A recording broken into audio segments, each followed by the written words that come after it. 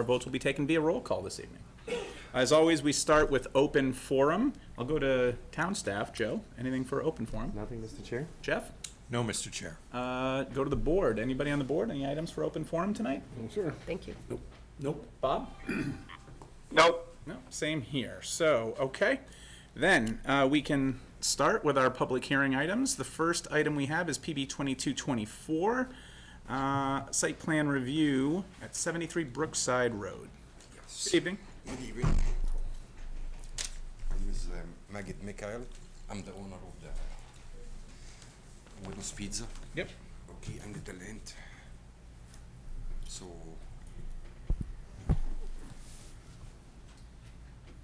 So at this Joe? point, Mr. Chair, you do have a draft decision before you. It has been reviewed by the applicant and his team. They are satisfied with it as written. But of course, if the board has any questions or suggested edits, we're happy to discuss them. Great. Yeah, and we heard this in our last meeting, and I felt like the board came away generally amenable to what we were hearing with the revised plan.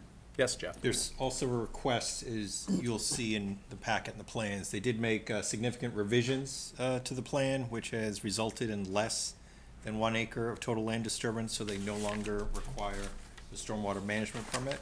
So they've requested withdrawal of that application without prejudice, Yeah. which And staff supports. Town engineering is satisfied at the reduction and confirms that it's less than an acre Town of engineering disturbance? has reviewed it for those lines, yes. Okay. Great. So we'll Okay. just get rid of that first. Yeah. Do you have anything to add or comment or? no. No? Okay. So I'll move to vote to One comment first. what's that? Can I make one comment Oh, first? please, yeah. Just one typo on the decision. On item 6 on the project summary, it says, at the bottom, it says, as the total disturbance will now be under 1 acre and therefore no stormwater permit is no longer required. So Thanks. just take the double negative out of there. Thank you.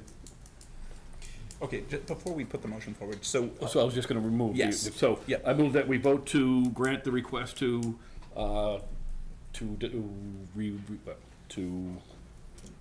recall the stormwater management permit without prejudice. Second.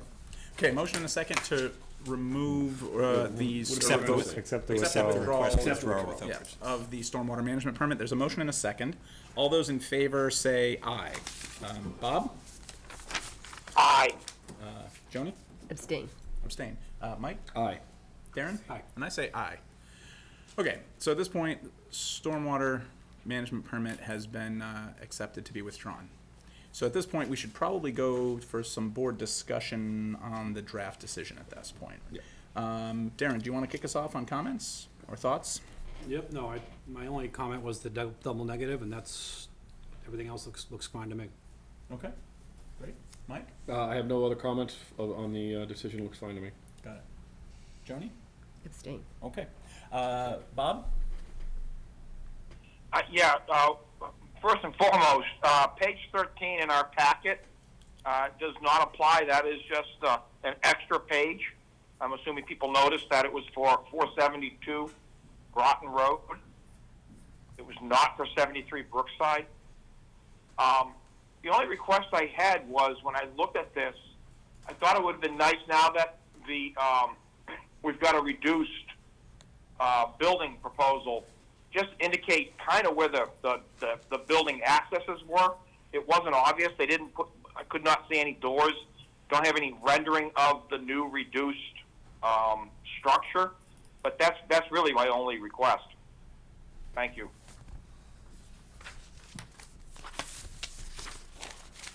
Okay. So, Bob. I get it shows ENEX on the print, but it just would have been nice to see some kind of a rendering of what they thought this building would look like. So would you like that submitted as a condition of approval to have it submitted to staff for review and approval? Did you catch that, Bob? Yeah, I don't know if they have anything they can show now or send out. Just so that we're clear, you're looking at page 15 in the packet? Yeah. Yeah, I can see, I guess I can see entrances and exit. But I don't have any indication of what the building's really gonna look like anymore. I seem to recall we did have a rendering in one of the previous packets. Yeah. And I guess I thought that I thought the entrance was gonna be on the, well, now I gotta find the directions. I guess I can, yeah. I thought that the entrance was gonna be on the, I guess, northeast side of the building, but now it looks as if the Yeah. entrance would be, oh no, there's an entrance, there as well. Yeah, there's two. There's one with the handicap ramp. Technically, there's three. Is it? There's Yeah, there's four three. points of entry and exit to this building, is that right? No. Entrance, Four exit. entrance, no, it's 1, 2, 3. So we did get, 4, I'm sorry, it's 4. we One did in the get this back. for the zoning board of appeals. I think this was an early concept of what the one-story building would look like. Okay. So there's four, 4 entrance, yes. okay. So I guess technically there's four, Bob. The entrance, the exit in the back is that's just gotta be emergency exit, right? Yes, this is That's a an fire exit. emergency exit. Yeah. But you foresee foot traffic coming and going from where? From the long side or from the side that faces Brookside Road? So faces to Brookside Side Road. Okay. So where the old door used to be? Yeah. The old door, it's at the same place. Yeah, okay. So, I guess entrance would be from essentially where it was in the existing structure, Bob. I'm sorry, so it's 3 entrance. Yeah, So one in the front, Yep. one in the back, one in the side. yeah. Hi, Jeff. Bob, we already know that it has to comply with building code requirements. Would you be satisfied if the final plan set had to be annotated to clearly depict all the entrances and exits to the building? Yeah, I'm fine with that. Thank you. Okay. Hold on. Okay. Bob, any other comments? No, I'm fine. Okay. And I appreciate the addition of the no storage signs as I think I had raised last time. Yeah. I guess, Joe, I think I read this weekend in here that the lighting plan will be, provided to town staff before occupancy or before building permit?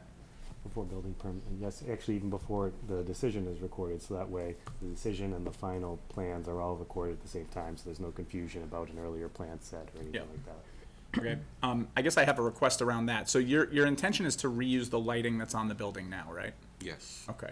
So, Joe, I'm generally good with that because I like the concept of reusing and not just throwing away lighting fixtures. However, I would want to make sure that the lighting would be consistent with what we look for in more current, LEDs, sort of light controlled so that it sort of is focused at the parking lot and isn't emitting light at the neighbors' houses or up into the sky or whatever. So I guess that would be my one ask as a condition of approval, is that if town staff is going to review the lighting plan, that review is done to sort of balance the fact that we want to reuse fixtures that may or may not in and of themselves meet current sort of lighting codes from a minimizing the amount of electricity used and things like that, but where we can use like lamps and screening or what do they call that, like sort of shaping the light, you know what I mean, that we talk Avoid any about light like pollution. shielding or sort of directing the light to be more focused downward. I'd want that to be considered. Yeah. We can do that. Okay. So you're amenable to reusing, but looking for shielding to minimize light trespassing past the property? Is that what we're? Yeah, when we do new buildings now, there's newer lighting standards that allow the light to be really sort of focused on the areas that need to be lit for, pedestrian safety, public safety, things like that, but like minimize the light pollution that would affect neighbors or sort of just generally go up into the sky. We're sensitive to those kinds of things, so. I did just, I think I did this one in the old building. Did so you? I just called like the National Grid to get me like a big light. So Yep.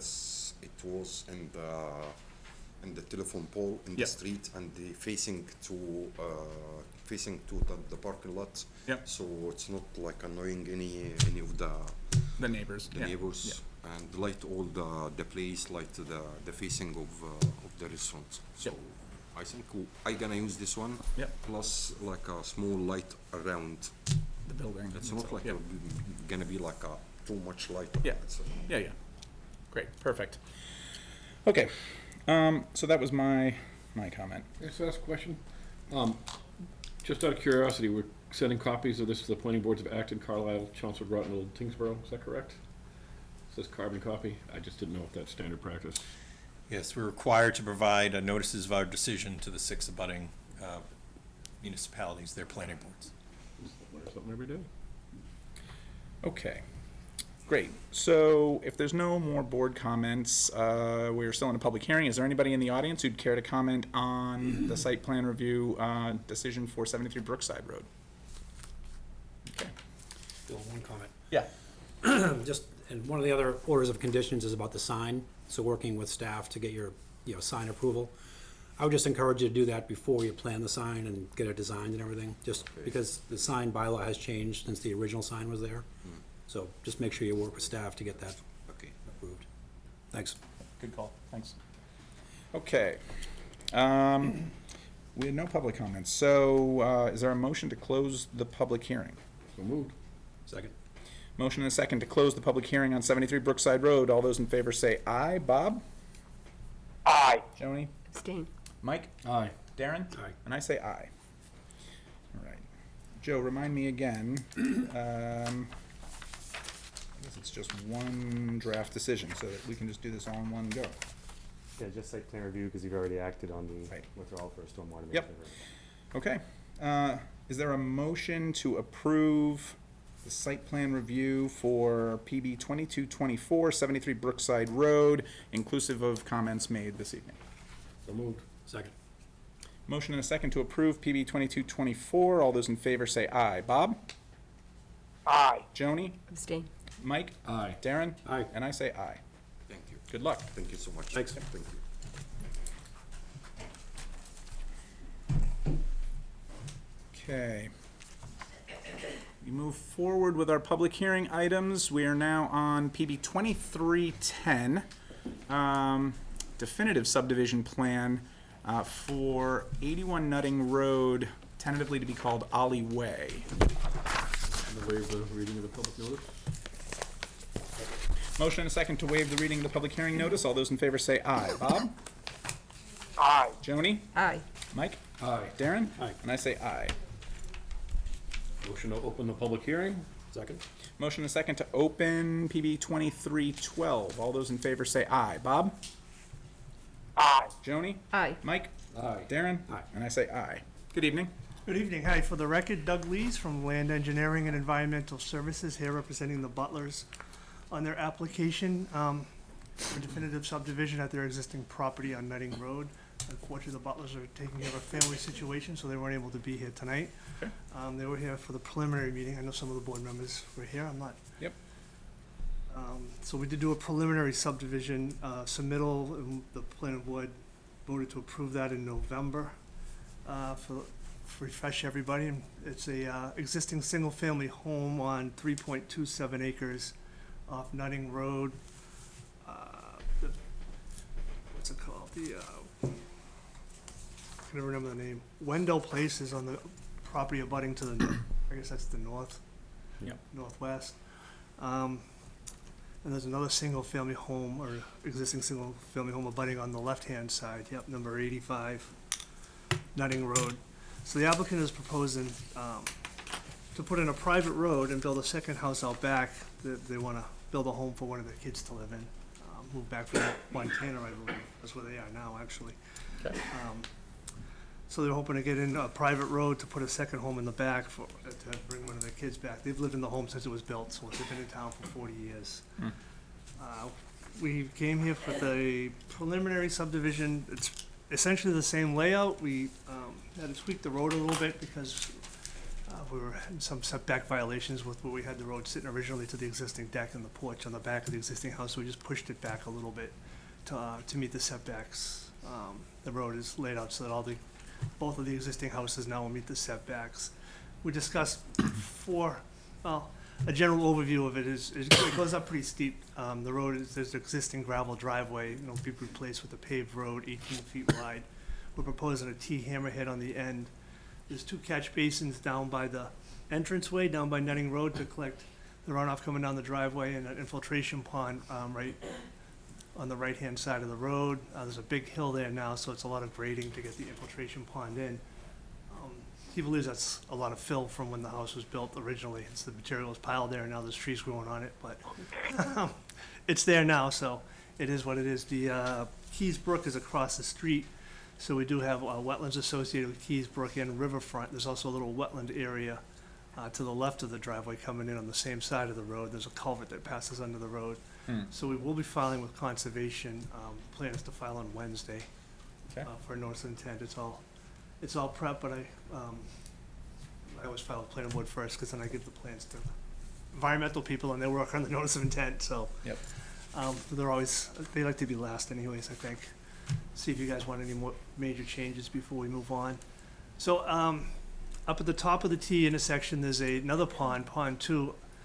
This infiltration pond, there's 2 forebays, and the T intersection doesn't have any curbing on that inside, so that the runoff can sheet flow across the grass area into the forebay and then into the infiltration pond.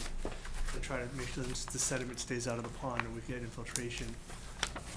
There's a swale along the driveway there to catch runoff from the driveway and also bring it into that pond. And there's a roof recharge area for that back house to handle the roof runoff. Both houses, the existing house is on a septic system, and there'll be a private septic system for the new house, and we're proposing to bring a 2-inch water main, water line up the driveway to service both houses. At the preliminary phase, I met with one of the deputy fire, Hennehy, I don't remember his name, sorry. And we discussed the layout and not providing the cul-de-sac with the turnaround. That's one of the waivers we requested, and also not only providing a 2-inch water main. And we came up with the solution of putting a sprinkler system on the second house, on the new home. Installing a sprinkler system so that it would have fire protection, and the existing home is close enough to the hydrant to meet the requirements of, just 500 feet from a hydrant, basically. There's a hydrant out in front on Nutting Road, about 120, 30 feet northerly up, easterly up the street. So that was what we presented at the preliminary, and that's still what we're proposing, and now we're at the definitive, so it all has to be reviewed again. I understand that, but that was the original plan. Yep. The water department, I don't want to get too sidetracked, but the water department submitted comments about a 6-inch water main. And, Yep. and I don't remember them being at the departmental review meeting for the preliminary. I don't remember if they were, so I told him, this is what we discussed. He's going to look into it and get back to us. Yep. One of the reasons they want a fire hydrant at the end is for a clean out, a blowout, so they can clean out the water line, but they make 2-inch yard hydrants, which is essentially just a blowout. So I've suggested that, but we'll see, when they get a chance to look at it. And he Yep. wanted to discuss it with some people and get back to me, so. Yep. That's in the works. Yep. So the 4 waivers that we discussed at the preliminary hearing was the turnaround. Yep. We reduced the right-of-way width from 50 feet to 40 feet, and we had to do that to fit the right-of-way next to the house and meet the building setback. Yep. The existing houses would be 2-3 feet too close to the right-of-way if we went with the 50-foot right-of-way. The curbing, we were proposing Cape Cod berm as opposed to slope granite curbing. The Cape Cod berm, and no sidewalk on the road. It's about a 9%, 18-foot wide road, 3-to-1 slopes on the side, so sidewalk would really expand the disturbance, depending on which side you want to put it on, or if you want to put it on both. We also don't have curbing on one section of the T, just so we can get the overland flow into the pond. We don't have to install structures and then lower the pond and get pipes in and everything, just to allow the water to sheet flow through the grass before it gets in there, to give it a little more pre-treatment as well. When we went through the regulations, and since we've been here with the preliminary, we've done another subdivision in town, so we really got to know your regulations well. We realized that there was a couple more waivers we would need. I don't know if you want to go through them all now, or if you just a couple that I noticed. One was the lights. We requested a waiver from the lights, but I think there was a miscommunication between me, the other engineer, and the owner, and we thought they were for street lights, but the regulation seems to require a residential type light out by the driveway, out at the end of the driveway. And we can provide that. That's more than reasonable, but we thought it was between the engineer and myself, I thought they were requiring full street lights, you know, like you see on the side of the road, and I didn't. I really didn't want to put those up on the top of the hill, so Yep. that's why we asked for the waiver, but when I read the regulations again later on, I realized I should have read them more closely the first time. So that one, I think we can forego discussion on. I don't remember which. I think that's the light. I think Joe's on one that is of interest typically to this board, which is you're requesting to waive putting the essentially electric cable and Yes. phone lines underground. Correct. Is there a problem with the site that prohibits them being? Well, there's existing utility poles running up the center, so he has overhead electricity going to the house already, so we try to use that as much as he can and continue it up, as opposed to the cost of starting at the end of the street and bringing it underground all the way up. So there's not really a problem with the site. No, it's a cost issue, because, you know, Got it. at some point it becomes too expensive for him to build a house for his son, and I think we've been down this road though with other applicants, and I mean, you're putting in a full roadway, right? 18 feet of pavement, Yeah. curbing. Yeah. I mean, once you're there, the additional cost to, I think, lay cables underground is, I think we estimated it was like $10,000, you know, and that was really rough, because Yeah. we were really having a hard time finding good information, and we couldn't really get answers from the electric company about how much of the existing we could use, so we were kind of, yep. Gotcha. it's like they don't want to answer the question until you file to actually do it. Yep, yep. Okay. All right. Yeah, I mean, I don't know if you want to go through the waivers, or if you want me to, it You seems, guys want to go through all of the waivers? Yeah, I've read them, so Yeah. it doesn't really I matter. don't think you have to go through all of them Okay. line by line. We had the packet this weekend Yep. to read it. Great. Any other comments? I mean, this is gonna need engineering review. Yeah, right. and- Yeah, we'll and have to get we're gonna- engineering review, We're gonna have a couple of other conservation review. opportunities to dig in, I guess. there is riverfront in the front, so. Yep. That's gonna be an issue with conservation, you know, as it should be, they have to review it, and so. And we're familiar with the area, having dealt with Wendell Place, so. Okay, good. Joe, any comments from town staff on this? You already brought up engineering review. Obviously, there are a number of waivers requested. Yep. A number of them you have seen in the past, but ideally, it'd be good to continue this so we can get their full review. The applicant could have time to react to that. Obviously, there's still some coordination between fire, water, the applicant to work out in terms of any hydrant need or size of pipe to be used. It might be beneficial for the board to do a site walk. Done that in the past as well. Especially, I know, Joni, this is your first time seeing this. You didn't have the opportunity to see the preliminary per se, but it could be a good opportunity to do that, especially with the grade concerns. So Yep. that's it for now. Jeff? It might be helpful early on to discuss trash and recycling. So according to the select board's current policy, this project would not be eligible for curbside pickup for trash and recycling, but it might be eligible at Nutting At Road. Nutting Road, that's what we assumed. So usually they want to see at least some thought for that, to allow for that. So maybe you Like can some, think about that. some place to put the receptacles, Yeah, yeah. so it's obvious, and then usually the board likes to have a clear paper trail to set expectations for the future buyers, so they know, this is in the decision. And really, it's the select board's policy, so no one's gonna go down that to pick up trash and recycling at the end, Right. at least as of our policy. Parsley might be a good candidate for that. It's close to the wetlands. But generally, I mean, what we ask is that people just put a little bump out in Sure, the yeah. roadway that just allows the A gravel toters to do that. area And it's for only, being only two houses, it shouldn't have to be that large, I wouldn't Right. think, so. Great. Okay. Thanks, Joe and Jeff. We'll go for some directional comments, I guess, to the board. Darren, any thoughts? No, I just am curious to see engineering's review, especially with drainage. There's a couple of retention ponds here, I just want to get their thoughts on that. There was, I think, a waiver for the pipe and the bottom retention pond being Yeah, below the yeah. 25-year. I'd like to see comments on that and their approval. And Yep. my other comment was on the 2-inch water main. Could that support a sprinkler system? And it looks like that's already in discussion. So, yeah, just curious to see the engineering comments. Yep. Great, good, thanks. Mike? Same, we'll wait for comments, Yeah. look forward to a site walk. Yep. Joni? Yeah, might think the same. I am a little concerned about the thought of the underground utilities being overhead, especially where we're excavating for water anyway, but happy to see what engineering has to say. Great. Bob? If I understood the prints correctly, there appears to be a 9% maximum grade on the driveway, the Yep. road. Yeah. My concern is, hopefully engineering, everybody, and conservation will look at what's gonna happen with the use of, chemicals, especially during the winter. We do have, wetlands close at the bottom. Yeah.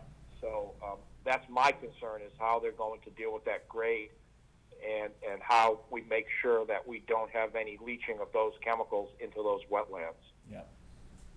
And just what was already discussed. So I think we have to take a look at that. Yeah. Agreed. So. And then I heard, Jeff talk about waste and recycling removal. I didn't hear anybody mention anything about, pickup for school children. So just probably want to make sure that somewhere down near Nutting Road, there's a good area kind of designated for a safe place for the children to stand. We've had to do that for larger developments. Just want to make sure that, because Nutting Road there is kind of tight, I believe. Yeah. So got to make sure there's a safe area for them to wait for that school bus at the bottom of the driveway. And that's all my comments. What's the site distance like at the bottom of the driveway, existing driveway? It's really pretty good. If you, especially going to the east, it's the bridge is to the left, to the west, so Yep. you can see to that, and that kind of, the abutment gets in the way. Okay. Gotcha. Kind of helps having the driveway pulled over that way. I mean, it avoids the wetlands and it gets it a little more sight distance. Gotcha. Yeah, so it's another thing I think to keep in mind with the, the place for the trash toters and for, school-age children to wait for the bus is, maybe making sure that there's just, Ideally, they'll be his grandkids, so he'll want to have someplace nice Yeah, for yeah. them to stand, so. Exactly, yeah, and just to maintain the fact that there's not any trees encroaching too close to the road to keep the site distance good, so. But as the other board members' comments, we'll be interested to see what engineering comes back with. I think it would make sense for us to probably look at July 7th, Joe. 17th, Oh, is it the 17th? My sister's birthday. third Monday in July. Oh, sorry, my bad, yes, July 17th. Doing just one in July? Just an FYI, I won't be here on the 17th, Okay. so I can always Mullen. mull and Yeah. check it out later. But Yeah. Will that give engineering enough time? I don't know what their current. I believe it will. Okay, great. You're amenable to the July Yes, 17th yeah, and absolutely. granting the extension to the board to take action? Yeah, Great. sure. All right. Then is there a motion to and Open up for public? we didn't, and good call. I guess, can we do the scheduling of the site walk offline via Sure. email so that we can just find a time that's amenable for as many of the board members as can make it? Sure. Great. Absolutely. Public comments, is there anybody in the audience who would like to speak to PB 2312 or ask any questions? Please. Name and address for the record, please. My name is Jessica Kelly. I actually live at 85 Nutting next door. I'm that little house. We're very supportive of it. They're great neighbors, and we know the reason why. Just wondering, I didn't see this plan online. I just saw the previous one. As far as trees clearing, I see that you have the on-site water retention, because our driveway is really close to the property line. Yep. If you've been out there, with the corner of our driveway is almost on Bob's property line. So those were really my questions are those two things. You can see the dark line with the little squiggles right by your driveway. That's the clearing line, so that's straw wattles and then the trees.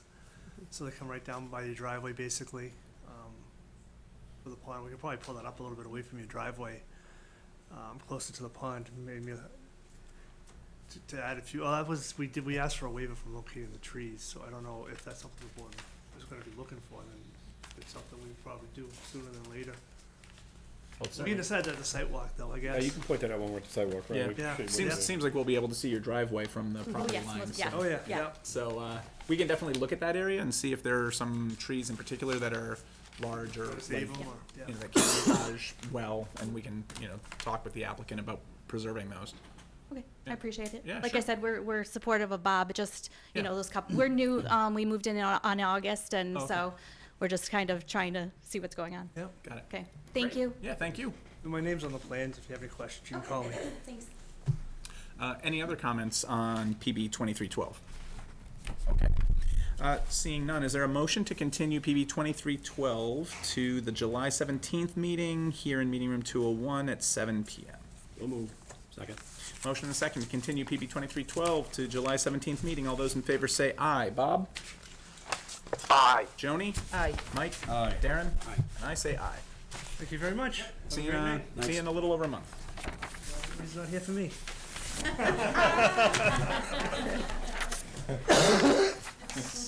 Indeed. All right. Great. All right, next up on the public hearing items is, I'm sorry, I misspoke in the last one. It's PB 2310 is what we continued, not PB 2312. Sorry, so friendly amendment to myself. I had scrolled too far. This is PB 2312, and in PB 2312, we will be discussing a zoning bylaw amendment to amend Appendix A to create a new Section 6.6 related to firearms businesses to regulate the location, siting, design, placement, security, safety, monitoring, and modifications of firearm businesses within the town of Westford. Is there a motion to waive the reading of the public hearing notice? So moved. Second. Motion and a second to waive the public hearing notice for PB 2312. All those in favor say aye. Bob? Aye. Joni? Aye. Mike? Aye. Darren? Aye. And I say aye. Is there a motion to open the public hearing for PB 2312? So moved. Second. Motion and a second to open PB 2312. All those in favor say aye. Bob? Aye. Joni? Aye. Mike? Aye. Darren? Aye. And I say aye. All right, we are open. Go to town staff. Jeff? Sure. Thank you, Mr. Chair. Just a brief background. So as you may recall, there was a lot of recent discussion over several meetings by both the planning board and the select board. And afterwards, the select board and planning board voted to jointly sponsor this zoning bylaw amendment regarding firearm businesses. And some of the highlights of this draft language that's in your packet now. First, it would serve to define firearm businesses. It would propose to limit firearm businesses to the commercial highway and industrial highway zoning district. It would require a special permit from the planning board, which would be designated the special permit granting authority. It would exempt existing nonprofit sports and social clubs which already contain an existing element of a firearm business, such as a firing range. It would require various setbacks or buffers to firearm businesses, churches, schools, childcare facilities, and locations where children commonly congregate in scheduled and structured activities. It would limit the number of total special permits granted to a total of 4. And it would actively involve the police department as part of the public hearing process and would require a security plan as part of that process. And so the language is in your packet. We asked, hopefully, that the board will discuss this as a board first. We do have some requested items we're hoping you can clarify, particularly regarding some of the existing gun clubs and the exemptions. And then we'd very much like to get a handle on what questions you folks might have for town council. More questions may pop up tonight from the public comments, but we just want to sort of give an organized approach to getting town council comments. And of course, we want to get public comments tonight as well. So, Yeah. and I'm happy to try to answer any questions you might have. Great. Thank you, Jeff, and welcome and thank you, Chief Chambers, for joining us this evening for this discussion as well. Okay, great. So with that background, let's start the discussion, and Jeff, I guess you will help as we go through with our comments to focus on those areas that you are asking for some clarification. I know you said the exemption section was in particular one that you want the Yep. board's feedback on, right? Great. Who would like to start, Darren or Bob? I'll start, I guess. So with, in respect to exemptions, I would say, my thought would be if there's the existing clubs, they would just continue on as is. Unless they wanted to change their use somehow, if they wanted to open up a retail establishment in there or something, I think that would be subject to a license or approval or a site plan review. But if they would continue on as they are, I don't think if the use isn't changing, I think they should be exempt from this. Yes, Jeff.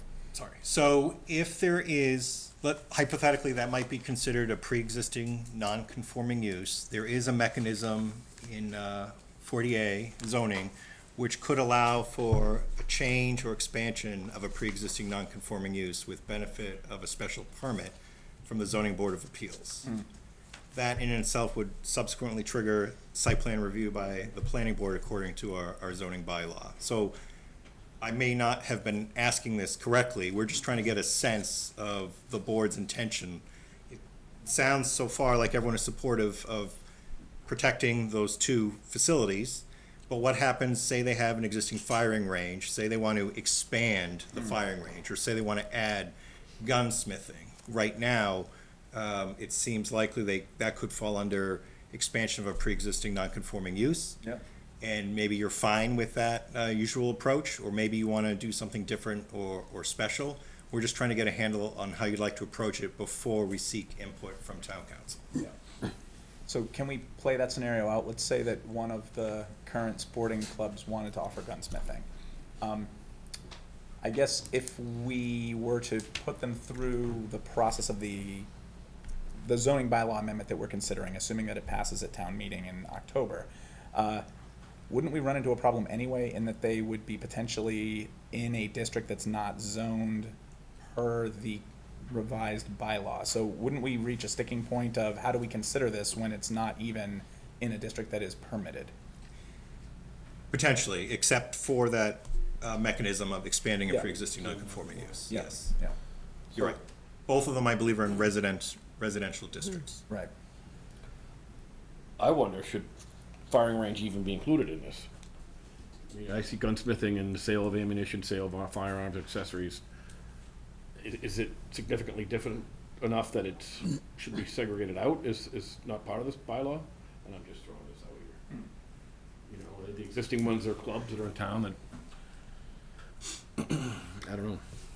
Well, the only, if I may, Yes, Please. what happens if someone wanted to set up an indoor firing range along Littleton Road? Right. If you don't include that, does that even constitute as a firearm business then? If you Is it, but take is it a that- firearm business, right? So Well- if they're not selling or making guns, does it need, I don't know how, are they federally regulated as the firearm business is? That's a good, maybe a question for Chief Chambers. If they would require all the proper licensing, so I've never been to a firing range where it's just, unless it's a private club, something like that where it would be more on the retail side. They generally would have firearms for rent and same thing with ammunition for purchase, so there would certainly be a whole different layer of licensing and permitting that would go into it. Certainly, but like, so the clubs, do you know what type of regulations they have to go through? No, I don't. We don't actually play a part in the inspection of the local clubs. So they're not allowed to sell weapons or ammunition at this point, right? Because they don't have, well, we don't They know. don't but have a retail license. Right, correct. right, right. Okay. Yeah. That's why, And if- that's why I was saying, if Yeah. they want to change their use to have a retail function, They're gonna have to go before Chief Chambers to begin with anyway, and start the whole process, right? Well, they're also, Even for gunsmithing, there is a separate license for gunsmithing. Yeah. Which is different than an armorer that just repairs a broken firearm or replaces a part. Gunsmithing is altering the actual weapon, Yeah. to a different specification. Nice question. Yeah, please. Is there any bearing on the fact that, aren't those clubs not-for-profit? They are nonprofits, I believe I read in the packet, right? I believe they are both nonprofit. So does that affect this whole discussion? I guess that's my question. So what was the question? Because they're non-for-profit, does that affect this whole discussion as far as permitting? No. Oh. She asked the question whether or not the fact that the 2 sporting clubs in town are nonprofits affects this conversation or this decision on to include them or not. In general, though, it's really Speaker. difficult back here. Okay. Sure. Yep. And if someone were to propose a commercial activity inside a residential zoning district, that too, notwithstanding this specific bylaw proposal, those present other challenges too. So if you're trying to do something not otherwise permitted there. Got it. Just for the, good question. Bob, do you have any thoughts on this, the exemption section, I believe it's 664, related to the existing, sporting clubs in town? Do you have any thoughts? No, I mean, nothing in addition to what I've heard so far. Yep.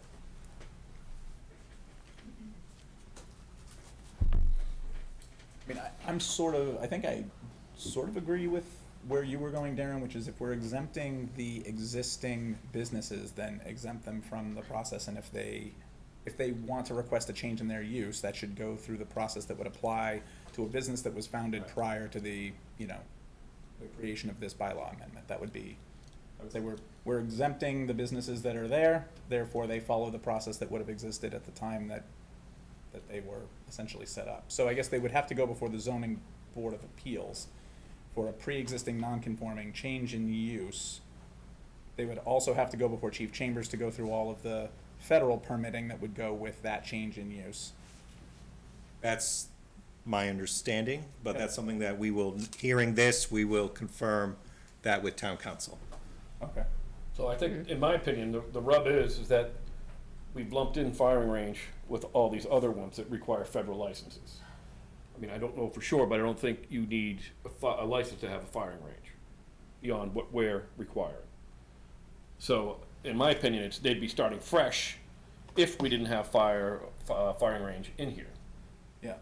So there wouldn't be a non-conforming grandfathered use. So if we remove firing range, and I don't know if it's something that would be amenable to. Yeah. So in my mind, right, so if somebody wanted to come open a firing range, like a recreational activity, Yeah. they're not selling guns, they're not selling ammunition, I don't know who would want to do that. But they could do it based upon whatever the recreational activity would be allowed in those uses. And then, obviously, they wouldn't be able to just start selling ammunition unless they came before get a special permit. Yep. So, I don't know if that's worth a thought of removing firing range from this bylaw. Should we ask town council if a firing range requires a federal license?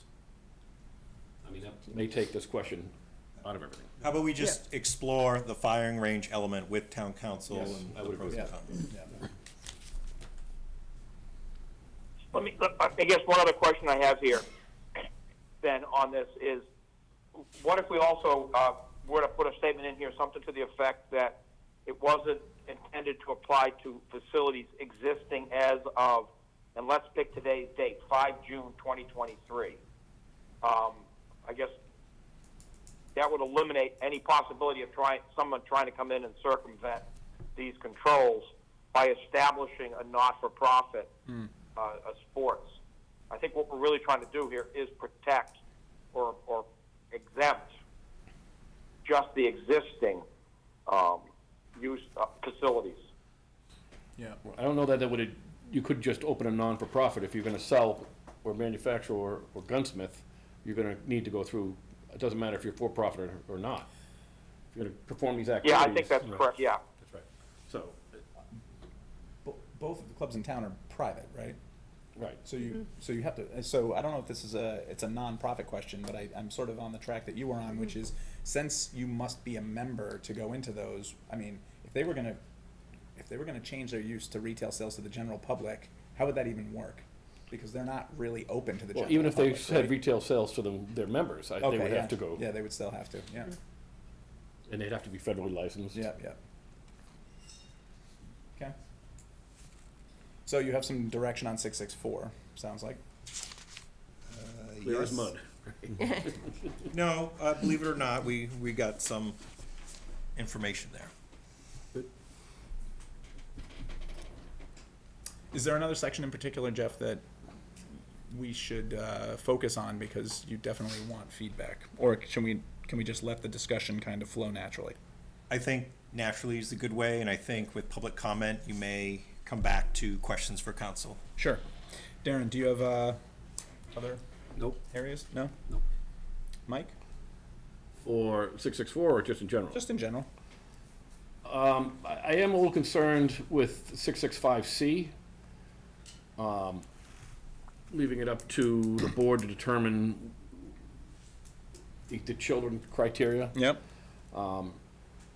You know, I think I could appreciate the schools and the child care centers, but I think there's some ambiguity in there that would leave questions open, and Yep.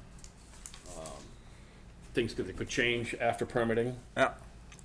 So if we have it more black and white, things could still possibly change, but I think it's less restrictive and more defined. Yep. And for those who don't have it in front of us, it's basically says that for the board to find if there's a primary service for persons under the age of 18, commonly congregate to participate in scheduled activities. You know, again, I'm a school, including a public or private elementary, vocational, secondary school, public or private college, junior college or university, child care center as it's defined in the general laws. Yep. Yeah, no, but in C, and you know, my comments have been numerous and on the record, so I don't have to recap all of them. I agree with you. That's always been the difficult one in my mind, because it's a sort of a gray area, and it does put the permit granting authority on the hook to make a determination. I think this is improved from where it was originally, in that it gives some sort of concrete areas that we can look at and ask specific questions. If a location was to be cited in town, that this is better than the original draft, I guess is what I would say. Still don't know that it's perfect, but.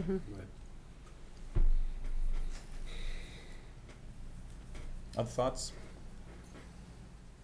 Joni? Nope, have nothing.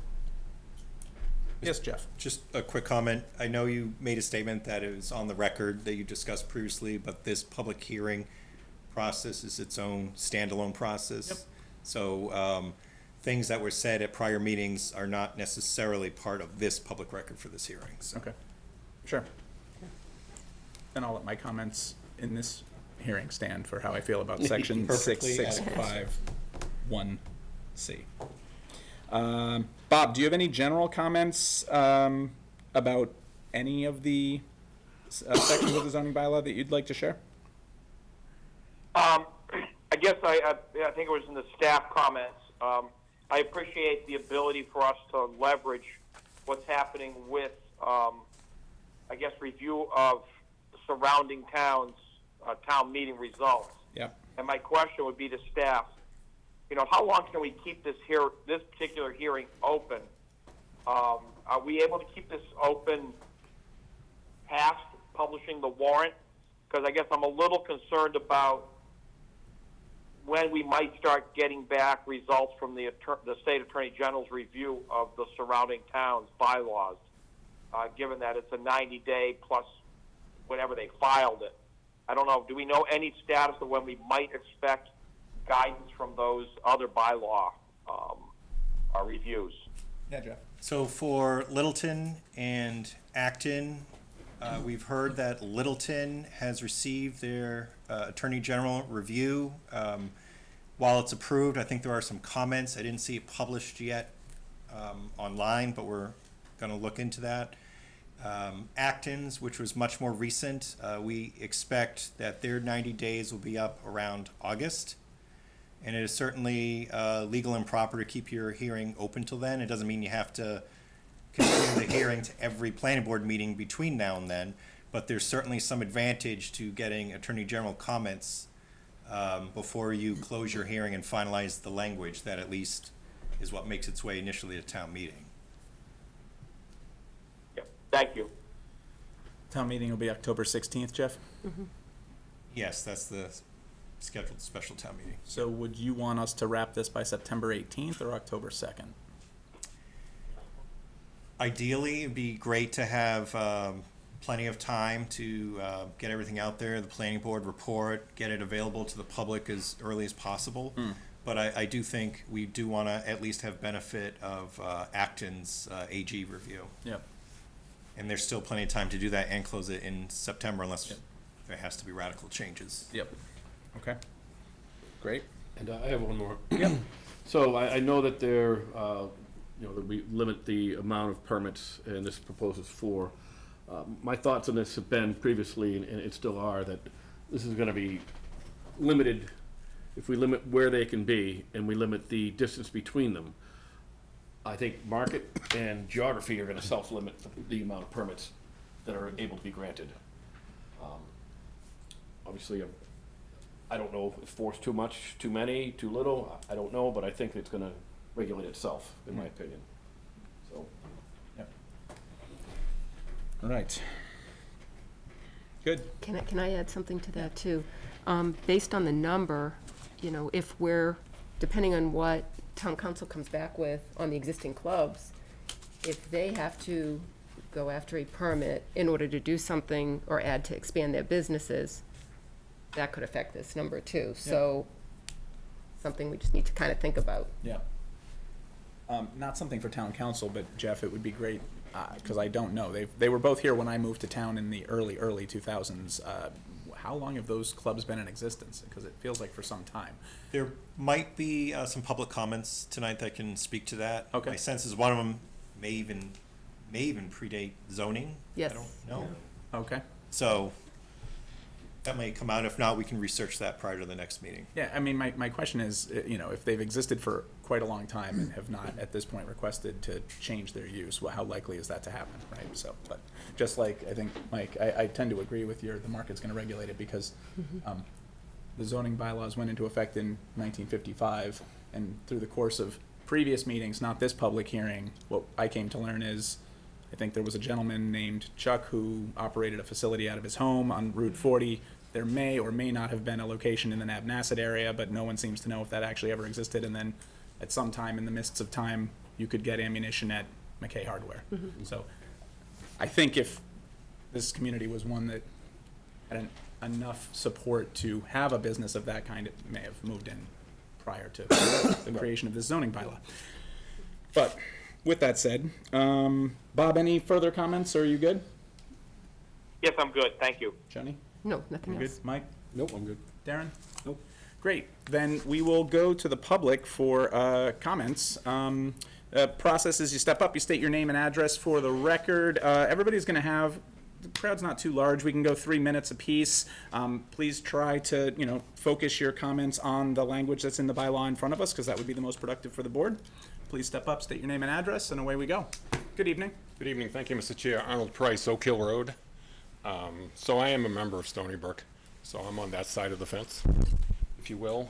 We did meet, a group of us met, I don't think it's any big secret, with Jeff, as did, I don't like to use the word the other side, but I don't know what else terminology to do.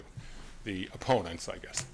And we have reached out to ask for a meeting between the two of us, the two groups.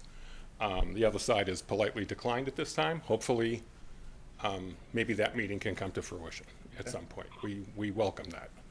And the only other thing, I don't want to cite statistics or anything, but Chief Chambers, through you, of course, Mr. Chair, I did a little looking on the internet today.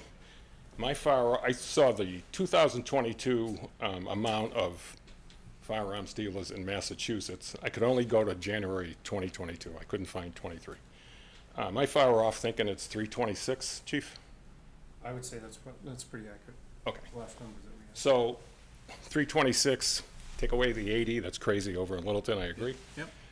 That brings it down to 246. And if we look at the statistics that are in the packet for the amount of dealers greater than 3, greater than 5, greater than 10, or less than. Yep.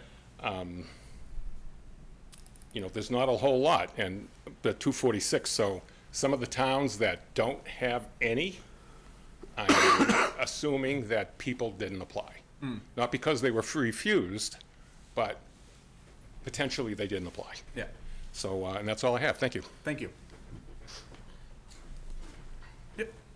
Name and address for the record, please. Jody Marchand, 6 River Street. I will say the other meeting that I got emotional, thanks to the murder of my child, but I looked up statistics myself today, as a matter of fact. And I would just like to briefly try to go over some of the things that I found that relate to my story of my child being murdered by my husband and me being shot, where my mouth was shattered, and now I'm on heavy-duty painkillers for the rest of my life. But some of the statistics were that a woman is 5 times more likely to be murdered when her abuser has a gun. Also, the increase in sales in an area showed the increase in gun violence. Other statistics, only 25% of assailants have been diagnosed with mental illness. People like to think that it's mental illness, when in fact that is really not the case. And a lot of domestic violence is partners that are, it's called narcissism, but not mental illness. So I don't like to try to use that argument being for a gun shop. Firearms are the leading cause of death for American children and teens. I read that today. Now, my husband was a hunter. We had guns in the house. I was used to rifles, wasn't against it whatsoever. But then one year for Christmas, he wanted a Glock, so I bought him a Glock. What do I know? What's a Glock, right? Well, it turns out it's one of the most popular brands in America because it's easy to use, reliable, and accurate. It's popular with many types of people, including hunters and competitive shooters. Many people buy them for their ruggedness and they're easy to use. And many owners say that the Glock handguns are as easy to use as a point-and-shoot camera. Now, I'm saying this because I'm in shock that our town, which is known for the school system, that's known for Kimball's Farm, and now will be known as the town with the gun shops. It's very upsetting to me, very, as you can well imagine, and it really does need to be talked about. My child was a senior in high school. She would have graduated. Every year at this time, I suffer because my child was murdered by her father. So thank you for this time. I greatly appreciate it, but I need those statistics to be out there. It's reality. Thank you. Thank you. Anyone else from the public care to comment?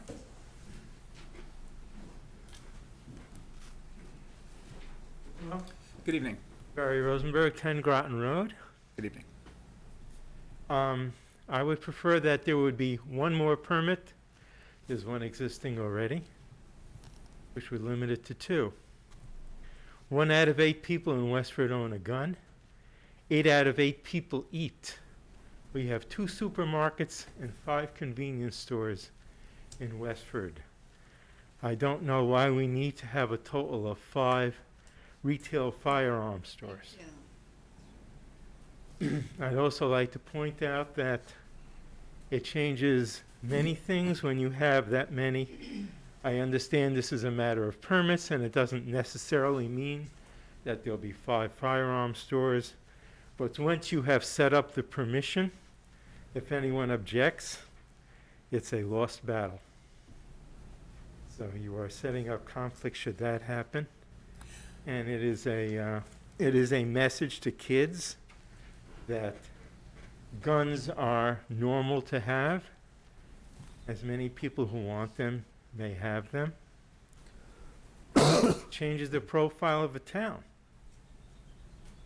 Would you necessarily want to be living above a bar in town? What if there were 50 bars in Westford? That would change the profile of the town. So do gun shops. I'm not opposed to gunsmithing. I'm a piano technician, so I am an appreciative person of trades. Repairs, sales, adjustments, maintenance. But I don't see the need to 5. Acton has a similar population. They are limiting them to a 2 of total. Yeah. And this is besides the fact that those that are already established might want to expand, and depending on the decisions reached at that point, we might be looking at 7. I think it's, pardon the pun, I think it's overkill. Thank you for your comments. Hi, I'm Linda Kaler, 12 Buckingham Drive, and I feel the same way. 5 is too many. We have 6 churches in this town. Why do we need 5 gun shops? I think that we do need to have a number, because I think if you just say, oh, the market will decide, just look at what happened in Littleton, and that's what we're trying to prevent. We're trying to prevent the proliferation, and it will change the character of this town. So, 2, no more than 2. Thank you. Respond just for clarification. The gentleman had said that 5, then possibly 7, if the gun clubs decided to, they would have to go through the same process, in my opinion, and it wouldn't be automatically granted. And I think if there were 5, they would be precluded from going to get the license to sell firearms or to do anything further. So I think if the number was 5, it would be 5, not 7, including those 2. And I think the issue with Littleton was it was so closely knit into one small area, which was caused the problem in Littleton. And what the chief has asked us to do, and which has been including here, is to separate these places by 500 feet, which I think would alleviate any of the issues that would happen in Littleton, in my opinion. Jeannie Hall, Bose Hill Road, and perhaps you can explain this further, because I was just reading the article, but pursuant to, and I do support the limit of 2, I think that's more than enough. Just reading the article, pursuant to section 664, that facilities that are owned and operated by nonprofit sports or social membership, they don't count towards this. So I guess I'm lost on where you're getting this 7 Well, I not think counting. it's because it's the firing range portion of that.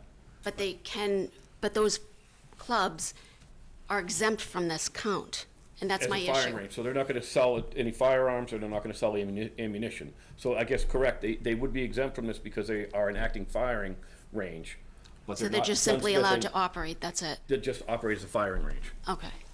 That was what I was confused about, but I do support limiting it to 2. I think that's more than enough. Thank you. Thank you.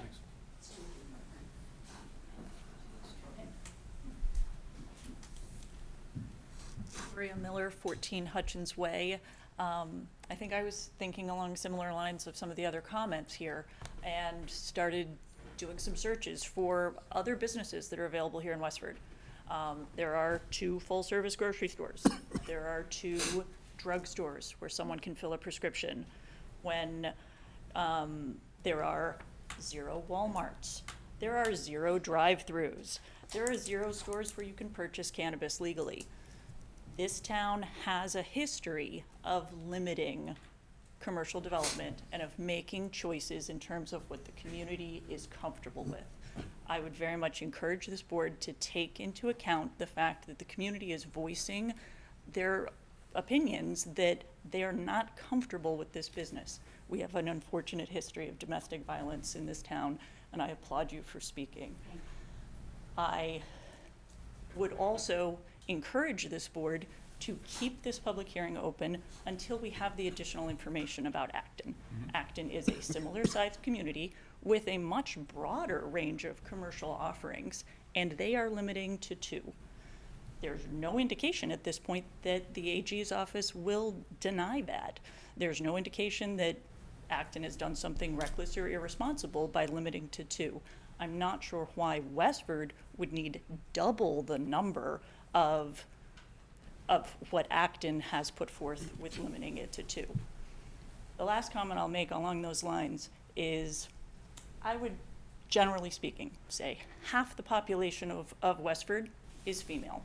The vast majority of those women probably wear a bra on a daily basis.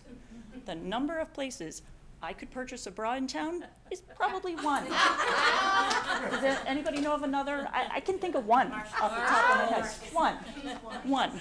One location. That's a disposable good that's worn every single day, and that would need to be replaced.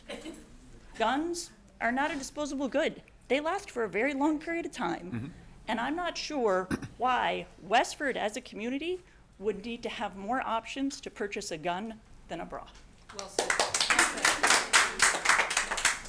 Jeff, I am not familiar with how Acton wrote their zoning bylaw. Perhaps I should read it. But do they classify firearms businesses in the way that we are with, like, essentially 3 or 4 different classifications of what a firearms business is?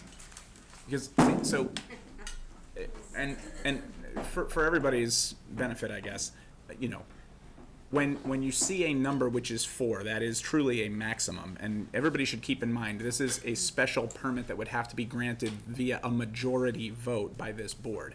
And the way that the bylaw is written, Jeff, I believe it's basically saying to ensure that, you know, the different kinds of businesses that are classified as a firearms business, that the needs of the community are reasonably met, which would be if this board was in the future to hear an application for a firearms business, I would expect to be part of the discussion, which is this need already met?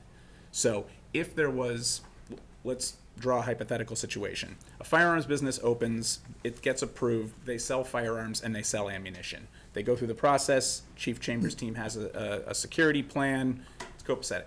If we then heard another request for a special permit of a business doing exactly the same thing, I think that members of the community who populate this board would reasonably say, are the needs of the community already being met? Because we're not under any circumstances required to grant a second special permit. And if the use was functionally the same of what was being proposed, we could deny that by saying the needs of the community are already being met with the business that's in place. Is that a true or a false statement? Or partially true? So I think it would possibly be more accurate to state that, I mean, it is difficult when you put the number. Yep. And if they're providing the service and all the criteria are met, I think it could be difficult to justify declining to grant if they met all the standards. Okay. I think there was a waiver process called out. If for some reason, like you mentioned, a number of special permits were approved, yep, and for whatever reason, say some store either downgraded their elements of service, or for some reason there wasn't gunsmithing operation yet available. It gave you the ability, if the board so chose, to potentially waive that to allow a missing element of service. Okay, interesting. But we can certainly, we will add that to the list of questions for council. Right. Because I was not operating under the I guess, understanding that we would be required to issue a special permit if we already had a firearms business in town that was serving the needs of the community, and we didn't feel that a second applicant was introducing a new service or offering something that the community actually needed because the first business was not offering that. So typically speaking, a board is not obligated to grant a discretionary special permit. So you may well have that luxury. However, that doesn't speak to the legal position if forced to defend a denial, if they met all of the criteria. Yeah. So we'll seek clarification from council on that. Thank you.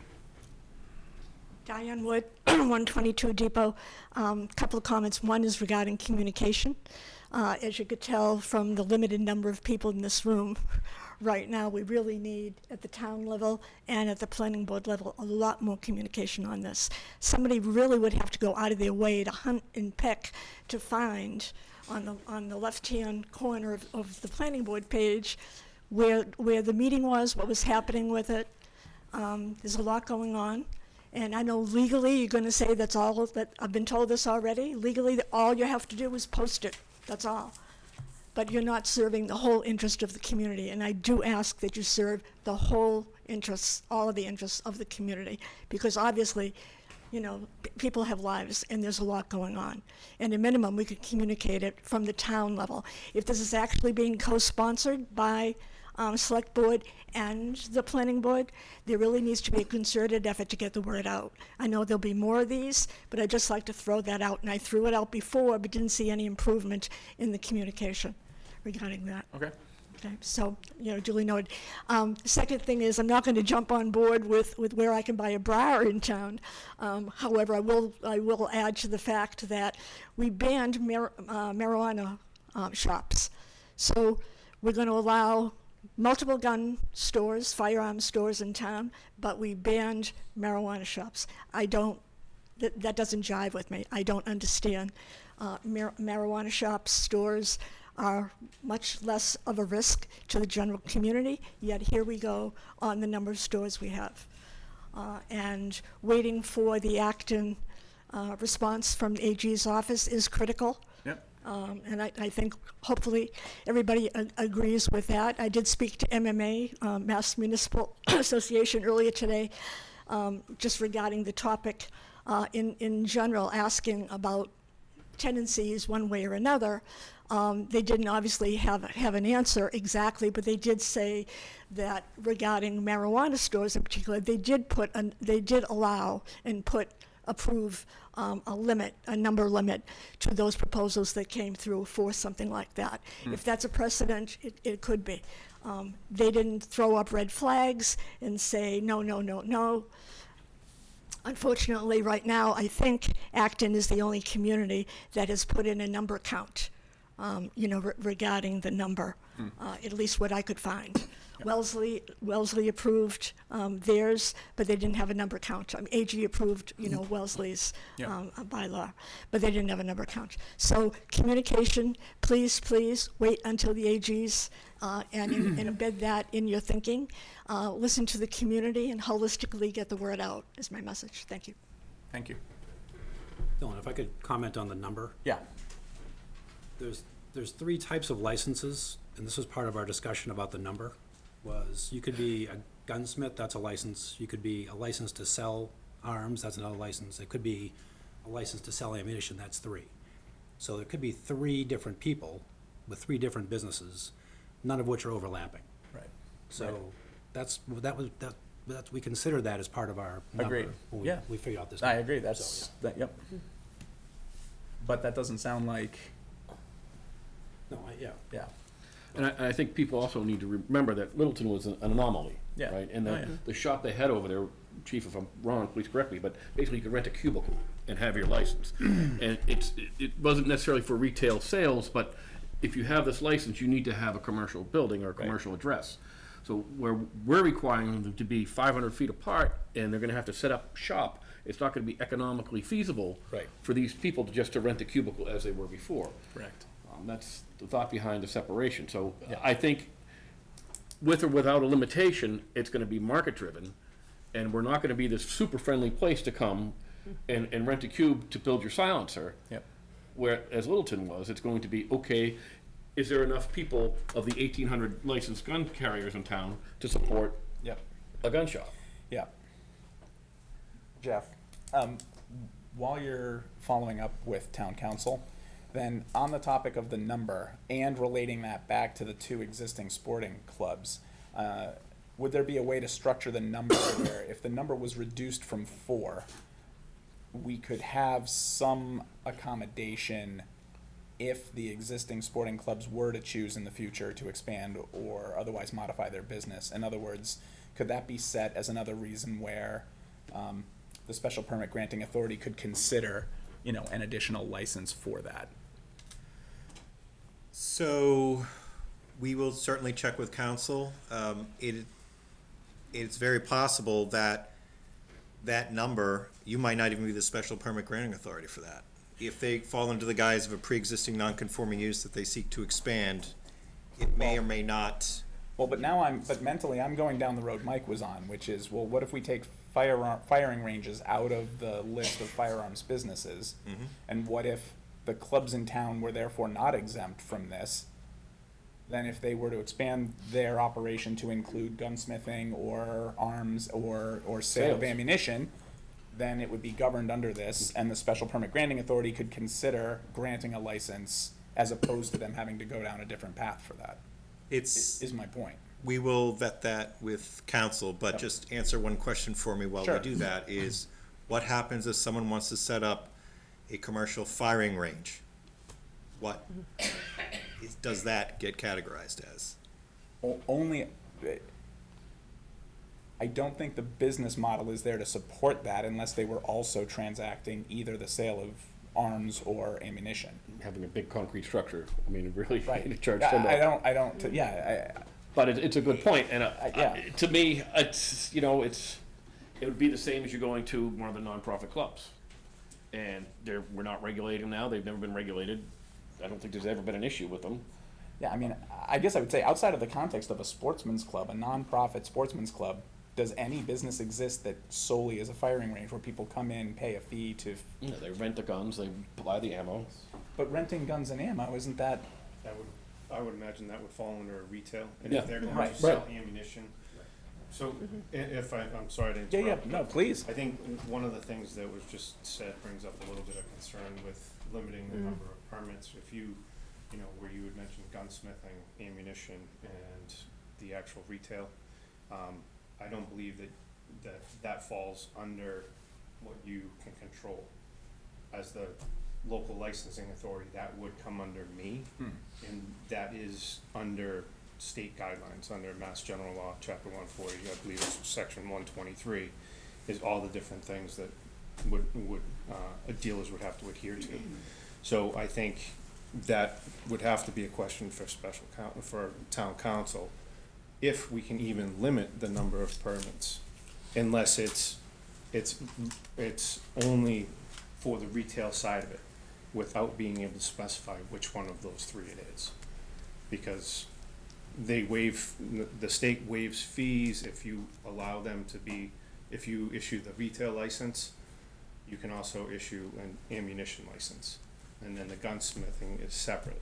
Okay. So they will only have to pay for 2 permits, because there is a kind of a legal precedent for that, or a legal mechanism for the licensing.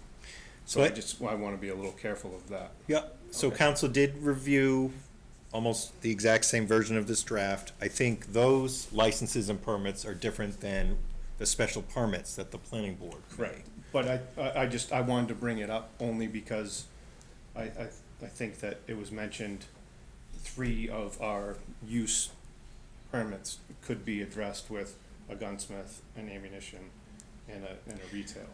So it does specify that if there's one business doing all 3, it only counts as one Yeah.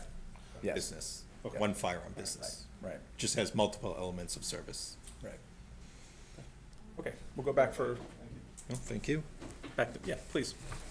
Erica Cole, 4 Francis Hill Road. I want to thank you for the efforts you've taken to try to minimize the effect that this might have by maximizing the distance between gun shops, et cetera.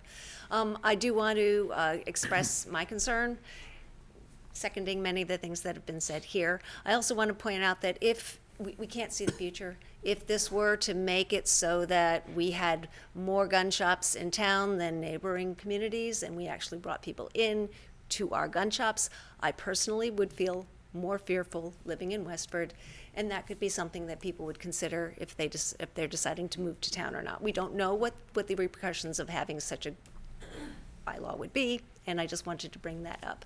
And for the sake of reiterating what everyone has said, I do believe in minimizing the number 2, 1, 0, all good with me. Thanks. Thank you. Good evening. Hi, Kathy Ricketson, 5 Westford Hills Road. Just some clarification. How did we end up with 5 when, I haven't heard that number for any other town. Every other town's talked about 1 or 2. And you're saying, you talked about 3 because there could be different parts of guns that would be licensed. And the chief is saying that wouldn't necessarily come to the planning board. It would come to the chief, as the licenses in Littleton did. So how is it that we're discussing up to 5? Could we just repeat that in English? Yeah. So before I try to give you an answer, Okay. There were previous public hearings. Nope. There Public was meetings. Public meetings. Discussions. With the select board, and there was an application for a firearms business one Right. that came before this board back in February timeframe, I want to say, January, February. Remember that? If you want, you can watch WestfordCAT or. I did- catch I did one- watch yeah, yeah, that yeah. meeting, yeah. So the number of special permits that's called for right now in this zoning bylaw amendment would be 4, not 5. Okay. I think the number 5 comes from the assumption that the application that was granted will come to fruition as a firearms business. Okay. I will tell you that to date, there's been no activity from So that he's applicant. grandfathered in, and then we're discussing 4 more. Yeah, Okay. the applicant of that permit has 2.5 more years to act on it, I guess. It's a 3-year. They have 3 years to vest the approval once the appeal period lapses. Right. So they have done nothing yet to vest the approval. The But they have decision is still at the town clerk's office. There's many conditions of approval. It involves the police department. Can you confirm that there's been no forward activity as of this? I've received no application for a license. But he has So plenty of time. he has time to vest the approval. Okay, okay. And just, if I may, so there was a February 28th Select Board meeting, a March 20th Planning Board meeting, an April 11th joint meeting of the Planning Board and Select Board, an April 25th Select Board meeting, and a May 1st Planning Board meeting. And the potential number of total permits, it varied from 3 to 5 down to 4. Because of what citizens asked for? It was negotiating, I'd say, between the planning board and select board. It started with 3, the planning board preferred 5. The select board made a comment that given the site plan approval, perhaps they should reduce the number of special permits to 4, given that there might be another, the 359 Littleton Road one could count as 5, but you can't, it's complicated, but you can't count special permits here and another one under mere site plan review here.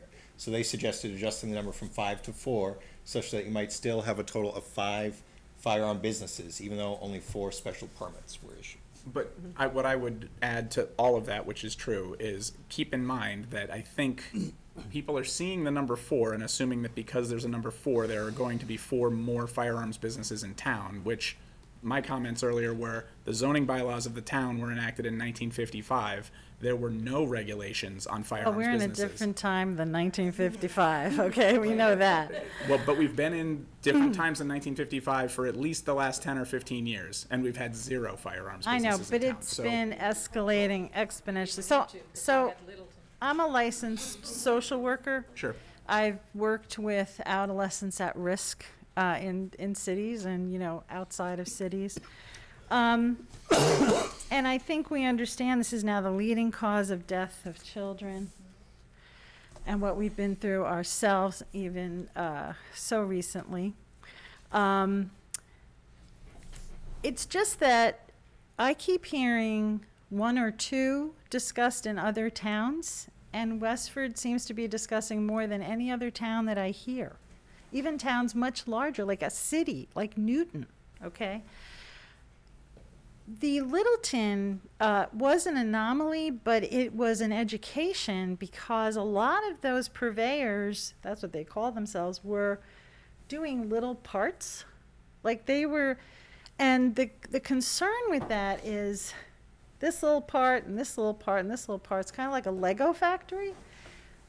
The man who's already grandfathered in seems to make almost custom type of, I attended that meeting, like custom weapons for his customers. So the concern becomes if we're a town where we have certain little parts purveyors, we may become the place to go for what you would call bespoke weapons. I don't think our sportsmen's clubs are interested in people being able to do that. We've been a peaceable community with our sportsmen's clubs forever. And, my children's happiest memories are as, the snapper derby and all kinds of things with our sportsmen's clubs. I just want to reiterate what the previous speaker said. But there is a ton of research, and you as a planning board, you should look at the research. when the number of gun shops go up, suicide rates rise. There's so much research on that. Suicide is one of our leading risk factors for our youth, okay? So we're a town known for our fantastic schools. People want to come to Westford for our schools. We want to keep our children so safe. So you have to be careful of those little parts, manufacturers. You have to be cognizant of the whole big picture. But I think you have to listen to the fact that why would we want to be granting permits for the highest number than any town we've heard so far? And if someone can tell me that we need to do that for a good business reason, the reason to save our children is a much more important reason. It's in your hands. And, you know, with us at the town meeting, but to lead. Okay? So we vote for you, and we're proud to do that, but we really want to say, why are we talking about this number? Take it from all of our professionals that work with students. And I hope you will get input from the school committee, and I hope our educators and it's my hope anyway, that our leaders of our schools will weigh in. Thank you. Thank you. Good evening. Good evening. I'm Jackie Cuniff. I live at 5 Tabmuck Road in Westford. I am here to support all of the limits in the proposed bylaws. I also would like to see less than 2 gun shops. I did have a question specifically about 665 for D and E. I understand A, B, and C, but I'm having trouble coming up with examples for D and E. So what does it mean when you say you could waive the setback for someone who demonstrates that one or more of the firearms businesses types would otherwise be effectively prohibited within the town? I don't know what you mean by that and why there would be an exception. Yep. Yep. Jeff? So I think the thought was that in order to have and maintain and be able to safely use firearms, that you should be able to acquire a firearm, secure ammunition for a firearm, to repair a firearm, and to also be able to practice shooting, to be able to use it safely and maintain it. And so the thought was, if there was some element of service that was not yet being provided in town, the board could, it doesn't mean that they have to, but the board could exercise their discretion and grant a waiver in that case if an element of service was not yet being provided. It doesn't mean they have to, but it gives them the option to. Okay, okay. And then that the project be conditioned to reasonably satisfy the purpose and intent of the setback requirements. What does that mean?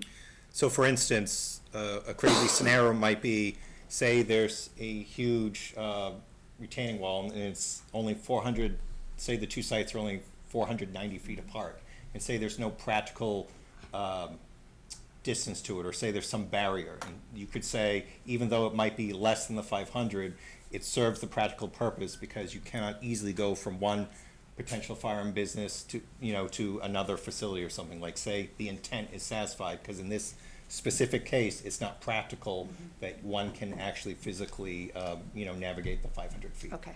Okay, that makes sense. Thank you. And just to reiterate, I am a parent in town. I'm also an educator in town. And, you know, that statistic that Jody shared earlier and that we've all echoed, this is the #1 cause of death to children. And that's why I'm here. Yep. Thank you. Thank you. Good evening again. Hello, Arnold Price, Oak Hill Road. I just wanted to be clear that I said I'm a member of the Stony Brook Fish and Game Club. I am not speaking for the membership. I'm speaking as a resident of Westford. Great. The other thing is that I do agree with Mike that geography-driven and market-driven, yep. There's, you know, the opportunity is there, but there's never going to be probably that many. Yep. Thank you. I just wanted to be clear that I was only speaking as a resident. Yep. Thank you. Thank you.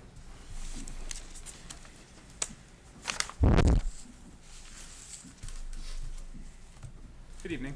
Hi, I'm Bridget McDonald. I live at 9 Muriel, and I just wanted to ask about those 2 gun ranges, the sportsmen's clubs. Do they have any kind of license to have a firing range, or? Is there some sort of a license they have to have? I believe the answer that we got earlier is they don't have a license because a license is not required to operate a firing range. Is that correct, Chief? Yep, Okay. not under the same firearms licensing. I'm wondering who decided that there can be a gun range there at a sportsman's club? Is it some sort of you have guns, and how are you able to bring guns onto a property and just start shooting them? There's not some sort of you know what I mean? Like, you guys do this, you probably know, I don't know.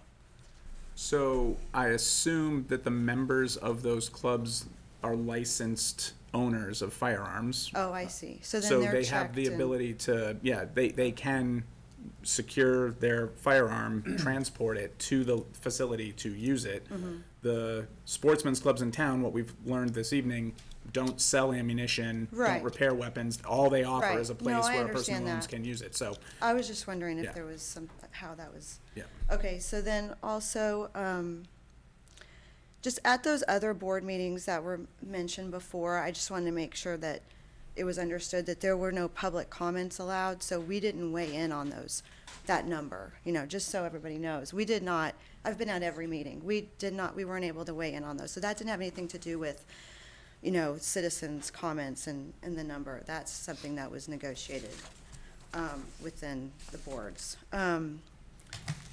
Also, and I am also opposed to having two. I'd rather have none, but whatever. Also, I just wanted to say that I had 6 teens, not 16, 6 boys, teenagers, in my car, and I was talking to them about the gun shops. They didn't know anything about it, and they were absolutely, I'm not overstating this, they were appalled that there were going to be gun shops in Westford. One of them said, "In Westford?" And I said, "Yeah." And they said, "Why can't they just go to Lowell if they want to buy a gun?" And I understand that, only because I'm saying that because I have chronic insomnia, and I don't want to take prescriptions to sleep. So I do go to the cannabis shop and I buy my, sleep gummies that work awesome. And I have to go to Lowell to do that at a specific shop because they only sell this one particular gummy brand at this one particular shop.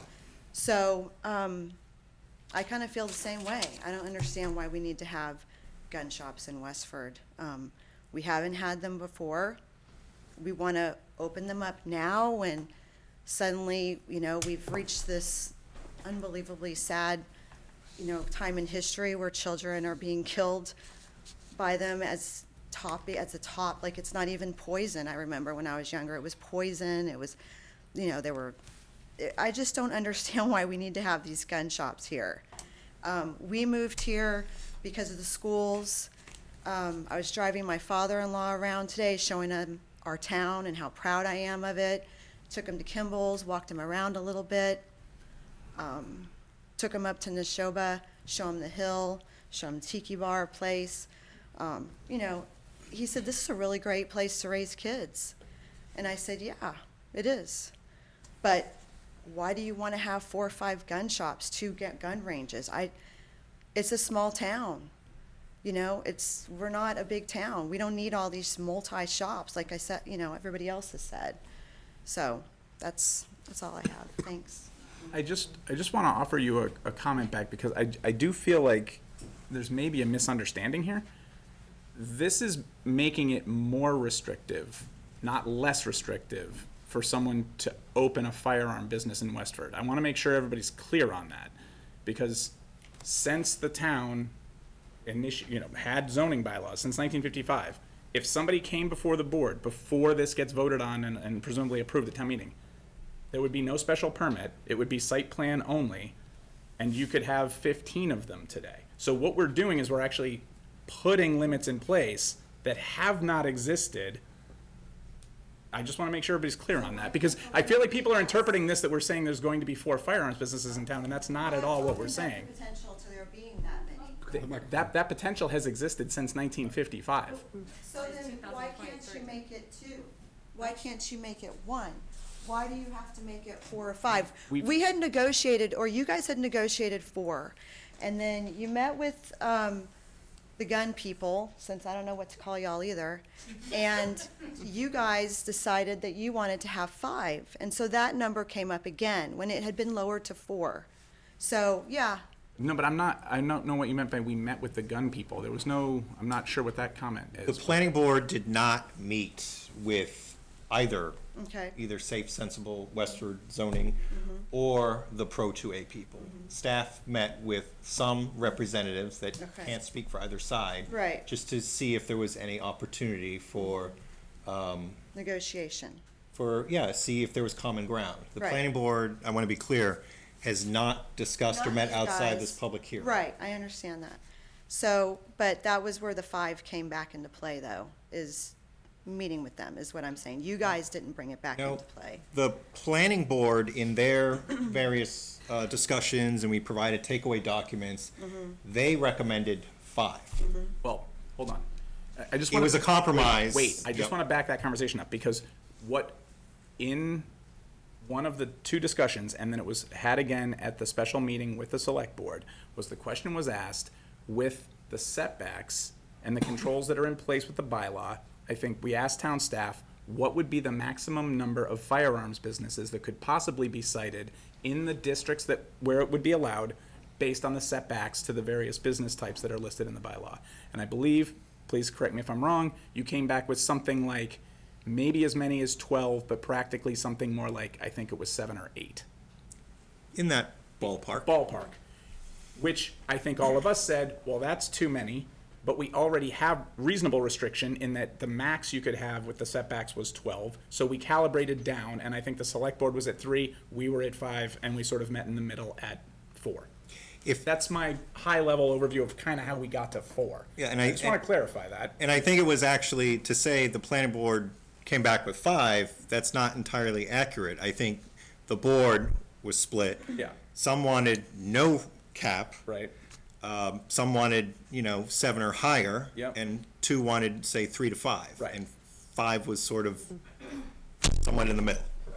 And then, given the approval of 359 and request of at least 1 select board member, I think there was acquiescence to 4, but wait and see if the applicant moved forward at 359 Littleton Road. And at least for my side of it, what I will say is the dialogue I had with Jeff and what I'll expect to hear back from town council, where I did not think a special permit granting authority would be required to issue a special permit. That's why we chose to do it as a special permit and not a simple site plan, is it gives more control. That's what the It does give more control. The conversation track Yep. was it gives us more control if it's a special permit to be granted. I at least was not operating under the assumption that if 4 of the same business type were to come in asking for special permits, this body would be obligated in some way to issue 4 special permits. If that's the case, it's going to change my opinion on the matter. I'll say that right now. I'm not going to say obligated. I'm saying what you decide to do may have different legal implications, and we would certainly seek the advice of counsel in any. But to me, the number was always tied to the kinds of businesses we classify in the bylaw, and not being able to anticipate what we may or may not see in the future from an applicant. I only want to sell firearms. This person only wants to sell ammunition. This person only wants to open a firing range. Okay, well, now we're in a position where we're issuing special permits to fulfill needs the community may have. But if you're saying, doesn't matter, 3 people have already gotten. I think that's oversimplifying. I know, yes, but. I get you, and it's even more nuanced. Say someone comes and they sell firearms, but it's only a certain type and very high end, and maybe that's not servicing, it's not so simple. I will be interested in town council's comments, but anyway, I hope that at least that's helped a little fine. bit. And I just wanted to clarify that we did meet both sides, and I guess it was proposed that we meet together at some point. And we're okay with that. We wanted to have a mediator there, and right now we can't have one apparently, so that's why we weren't going to meet with them. It's not, I personally would meet with you guys by myself. I would be fine with that. But we'll have to see how that goes, so thank you. Thank you. Good evening. MJ McEwen, Morrison Lane. Just want to say appreciate people turning out tonight. Kind of wish there was a little bit more, but my point is that not a lot of people knew about tonight's meeting, no matter how much we tried to get the word out. So I'm going to piggyback off of Diane Wood's comment saying no one knew about the meeting tonight, even though everything's on social media. I've heard that there used to be mailers that used to go out, not for meetings like this, but for special town meetings. And so in order to get any type of turnout, like I believe the last town meeting, we didn't have mailers going out, and that's why not a lot of people showed up. Because I don't remember getting a mailer in the mail. You did? I don't remember getting a mail. Still, I digress. I know that Select Board and Planning Board are co-sponsoring. Would that be possible to send mailers out again for the next special town meeting so we'd be able to get the word out better? Because social media is not working. Emails aren't working. Websites aren't working. Yeah, Jeff, Joe, I'm not sure. I mean, I know the agendas are posted in advance. I know. I understand that, but still, people keep saying, we haven't heard anything. I know. It is possible. We say this a lot. I'm not trying to be condescending in any way, but it is possible to sign up for email alerts so that any of this board's meetings or the select board meetings, you'd get an email notifying you of the agenda. But I just don't know reasonably what more the town can do to Just post for the special notice. town meeting, just for the special town meeting, just to get that mailer out to everybody, because like I said, I didn't get one for the last one we had, but it would be And nice. I suggest maybe talk with the League of Women Voters. They might be interested in helping out with that. Well, okay. Because they sponsor candidate But night, still, wouldn't might that be something have might to be have interesting. like Westford approval for the Westford seal to be able to send all that for the special town meeting updates? Because we were told not to use a special town seal for anything for. Look, we're going to be continuing this meeting. What I can say is, I think, Jeff, can we say we'll look into options? Sure, we'll have a discussion with town leadership and see what we can do. And I also like to reiterate that I like to wait till we hear from Acton until September time to wrap up the gun stuff. So that's it. Thank you very much. Thank you. Good evening. Hello, Angela Harkness. Speaking as the moderator, I just want to clarify that any special or annual town meeting, there's a townwide mailing that goes out informing people of the issues that are going to be voted on at that meeting to every household in town. Thank you. Thanks. Thank you. Good evening. I forgot one thing. Kathy Ricketson, 5 Westford Hills Road. At the meeting where the permit was issued for the man who was applying, he was asked why he was, why he had thought about opening up his business in Westford. And he said that Westford had 2 sportsmen's clubs, so it had a built-in market. It was centrally located, like Littleton, off a highway. In other words, he thought Westford was the absolutely best relocation for him and his business coming out of Littleton. That had all the same advantages of Littleton. No. Well, right off 495, I think is what he really meant, okay? So that was what really just raised red alerts, because we have our commercial zone on 110. We have our industrial zone, part of Route 40. It's pretty big. Those 2 zones are very big in Westford. So we feel particularly vulnerable. I'm lucky to have lived here for 30 years. My children never had to have a lockdown drill in our schools. As a social worker, I know just those drills are so stressful. So if any of you still have kids in the schools, you know the time we're living in right now. So I just want to say, if he thinks Westford is a great location, others will as well. So if we're talking about 4, I think if you permit it, they will come. That's why the number should be revisited. Thank you. Just to reiterate, since 1954, he's the first one to come. Exactly. Well, maybe Chuck. I don't know. So Jeannie Hall, Bose Hill Road, I just have a follow-up question to that. Yeah. Are we open to limiting the number? Is that a possibility? The number in In the draft bylaw is set at 4 right now. I know, are we open, or are you open to revising that number? I don't That's know, we question haven't had I a have. chance to discuss since hearing all the feedback that we should revise the number. Well, and that's what, I just wasn't sure how formalized this document is, so that's why I'm asking. This is for public comment, and then it's gonna be voted on by the town at the town meeting in October Okay. too. Okay, Yeah. thank you. Yep. Any further public comment? Just a clarification, Sure, sorry. that's okay. The last comment, clarify for what you meant about what the response was regarding the potential to change the number from this draft bylaw that we have. Maybe I didn't catch it all. I think there's an opportunity for this board to take action on any of the language that is in this document right now before it gets put forward to Before town meeting, right. town meeting. And I would assume we will keep the select board informed of any critical changes or key changes to the document since we're co-sponsoring it with them. Okay, thank you. And you've heard at least this audience. Yep. So I'm hoping you honor that position from this audience tonight, and are seriously willing to look at that number and hopefully decrease it from the input from at least this audience. This board always takes public comment seriously. Thank you. And that's, those comments are going back to town council too for some clarification, which will Exactly. obviously help our decision there. Good evening. Hi, Kathy Lynch, Rush Road. I just want to offer an alternative view. I agree with what you're saying, is we've never had a restriction before, and we don't have many firearms businesses. Just because you're allowing for 4 or 5 doesn't mean there's going to be 4 or 5 businesses. We don't know what's happened with the one who has already applied. We haven't heard anything from it. It may be that he doesn't even bring a business in here. I am a proponent of the Second Amendment for the reason why it was created and the reason why our country was founded with the Second Amendment. And I appreciate this First Amendment right tonight, because that's the first most important thing, is to be able to speak our minds.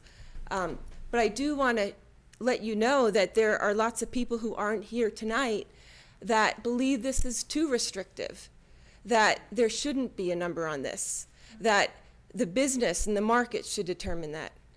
So that's all I wanted to say. Thank you. I just have to say one more thing is, whatever was allowable in 1955 or whatever the time is, times have changed. Every day there's either a mass shooting in schools or at a bank or a shopping plaza every day, or you hear about someone being shot and killed by their boyfriend or girlfriend, whatever it is. I don't care that it's been allowed. Times have changed, and that needs to be taken into consideration. Thank you. Yep. Okay. All right. This is the final public comment. Because we have deliberation to do based off what we've heard this evening. Go Okay. ahead. Although Jeff mentioned it, it was really not emphasized, so I'd like to bring it out again. Although if you offer 4 more licenses, it doesn't mean that you will have 4. But if you offer 1 more and 3 more want it and you deny it, you don't have a court suit for discrimination. Thanks. Okay. So, we've clearly heard from the public this evening. Any comments from the board based off what we've heard? Jeff, we have a list, I think, for town council. Yes. Should we recap the highlights? Because definitely want to make sure we're getting quality feedback from town council on this topic. Happy to do so. So, one of the things is to look at the firing range issue. What are the complications, the pros and cons of including or excluding firing range from this? And again, just to clarify that point, this is not, since this isn't an activity that requires licensing, federal firearms licensing of any kind, why include it in this? I think is the main impetus, right, Mike? Yeah. Yeah, thank you. Yep. For new proposed places, not the existing. Correct.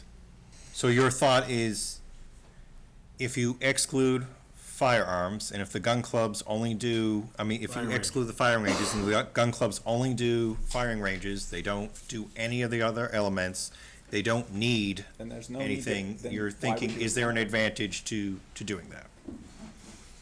I think there's maybe a few advantages to doing that. That being one of them, I think it clears up the exemption. Because you no longer need to exempt the sportsmen's clubs, and if they were to want to expand their business, then they would be governed by the same. They would start fresh. Whatever pool of licensing is Well, available. they would actually be prohibited under the current. Because of where Okay, they're yeah, located. yeah, right, you're right. That's right. So that's, right. So we'll explore the pros and cons, the options, and what that means for including, excluding firing ranges. Yep. There was something we had about, I think, the number. Yep. So number, we had, Specifically, I want clarification on the point that we were going back and forth about regarding the obligations of this board to act on a special permit request. right, I have that as a separate, so the, Okay. if similar elements of service are being approved multiple times, how much discretion does the board have to not grant additional special permits for redundant elements of service? Correct. So if we have 4 people applying to be retail, and then there's no gunsmiths, the gunsmith wants to apply. Correct. Right. Right, is this board fair to say no, No. because there's still an unserved need, you're not filling the need, right? Yeah. And then under the earlier one is if firing ranges stays in, what are the avenues if they wanted to expand? And who would be the special permit granting authority? Is it the zoning board under 40A or? Yep.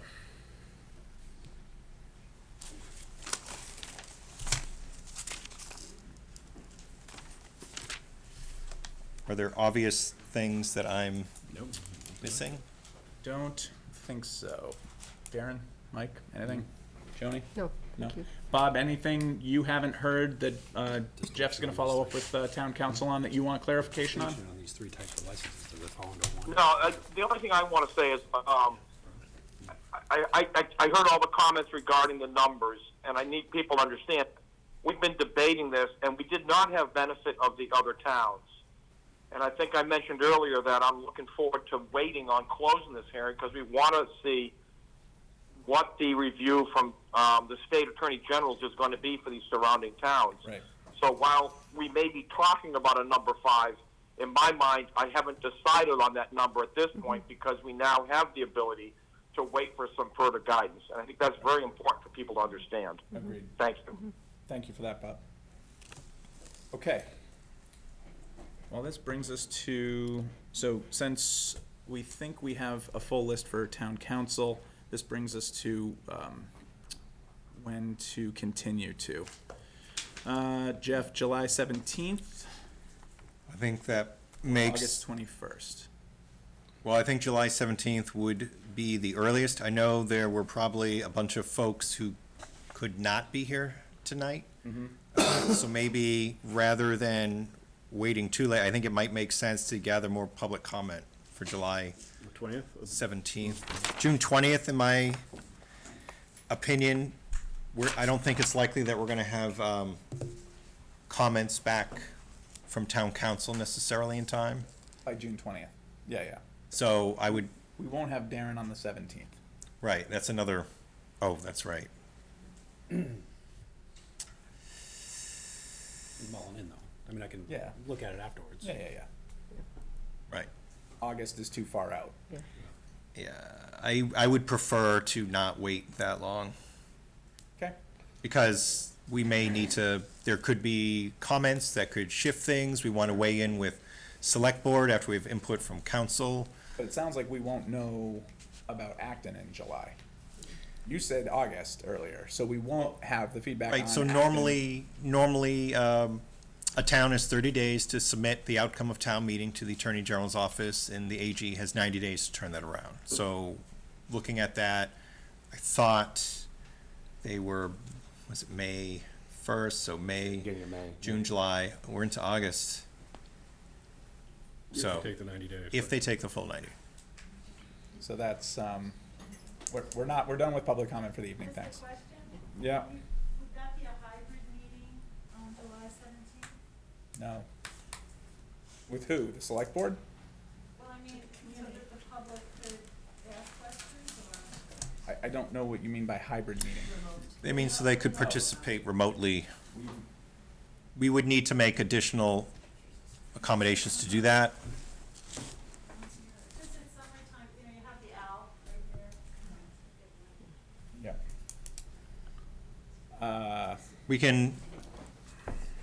can explore, we can talk and see if that's. Sure. Can I ask another question? Kind of unrelated to continuing, more for the chief.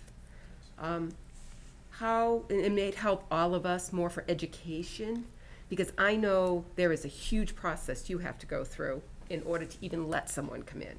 Is that correct? As far as security. So if somebody wants to open a gun shop, they don't just come in and say, I want to open a gun shop.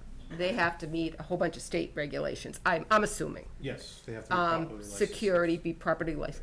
Can you elaborate just a little bit, or just a few minutes, so that we all understand and maybe helps everybody feel a little better that it's not just this planning board, there is a whole nother level of security and checks before it even gets to us. And that's kind of what I'm trying to understand. Okay, so it is very specific what I can consider when issuing a license, and same thing with an FFL. They can't be so in Massachusetts, they can't be convicted or adjudicated as a youthful offender or delinquent child. So it would have to be a felony charge as a child. They can't have a felony on their record that they've been convicted of. A misdemeanor punishable by imprisonment for more than 2 years. Be convicted of a violent crime as defined in section 121. A violation of any law regulating the use, possession, ownership, transfer, purchase, sale, lease, rental, receipt, or transportation of weapons or ammunition, so any weapons violations. And any violation of a law regulating the use, possession, or sale of controlled substances as defined in section 1 of chapter 94C, which obviously has changed a little bit with the marijuana, or a misdemeanor crime of domestic violence as defined in 18 USC, which is a federal guideline. So there is all these guidelines that we can consider as a preliminary judgment on a person to, you know, they're automatic disqualifiers if any of those pop up on their criminal record. And the only other thing that I have when it comes to a LTC is the regular license to carry is a suitability issue, which is a danger to public safety or to others, or has exhibited behavior that would lead you to believe that in the future they'll kind of continue that type of behavior. And where I lose a little bit of discretion is in that unsuitable when it comes to retail sales for firearms. There's a different definition, and it's more of a shall issue. I'm trying to read through it. As you can see, it's quite dense. I'm trying to get through Massachusetts firearms laws, but there is a slight difference in what I can consider for mental capacity, for suitability, that isn't quite as broad when it comes to licensing. And I believe that they do that because they do have to have an FFL if they want to open up a firearms business in Massachusetts. And the federal government does consider some of that information. They do have to provide additional references and undergo a background in order to get the federal firearms license. So hopefully that answers the question. It is available online. We did post it on our website, the WPD website. So if anybody's confused by my somewhat incoherent reading of this, again, I'm not a firearms expert either.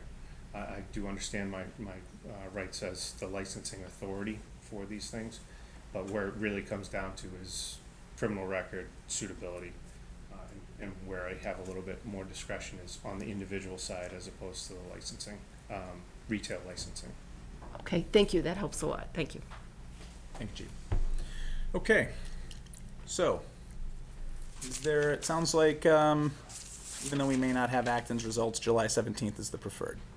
Is there a motion to continue PB 2312 to the July 17th Planning Board meeting here in Meeting Room 201 at 7 p.m.? So moved. Second. Motion and a second to continue PB 2312. All those in favor say aye. Bob? Aye. Joni? Aye. Mike? Aye. Darren? Aye. I say aye. Thank you. Okay. Brings us to general business. The general business topics this evening. We start with board reorganizations. So the first position we will look to reorganize is chair of the planning board. Are there any nominations for chair of the planning board? I would nominate Mike as a chair, since he's been vice for a couple, 2 years now? Yep. So, I would make a nomination for Mike. Love to hear your comments too, Dylan, unless you're interested in carrying on. or- I second your motion. All right. Hold on. Bob, can you hear? There's still some noise in the room. I can, but it's a little noisy in the background. Yeah, hold on.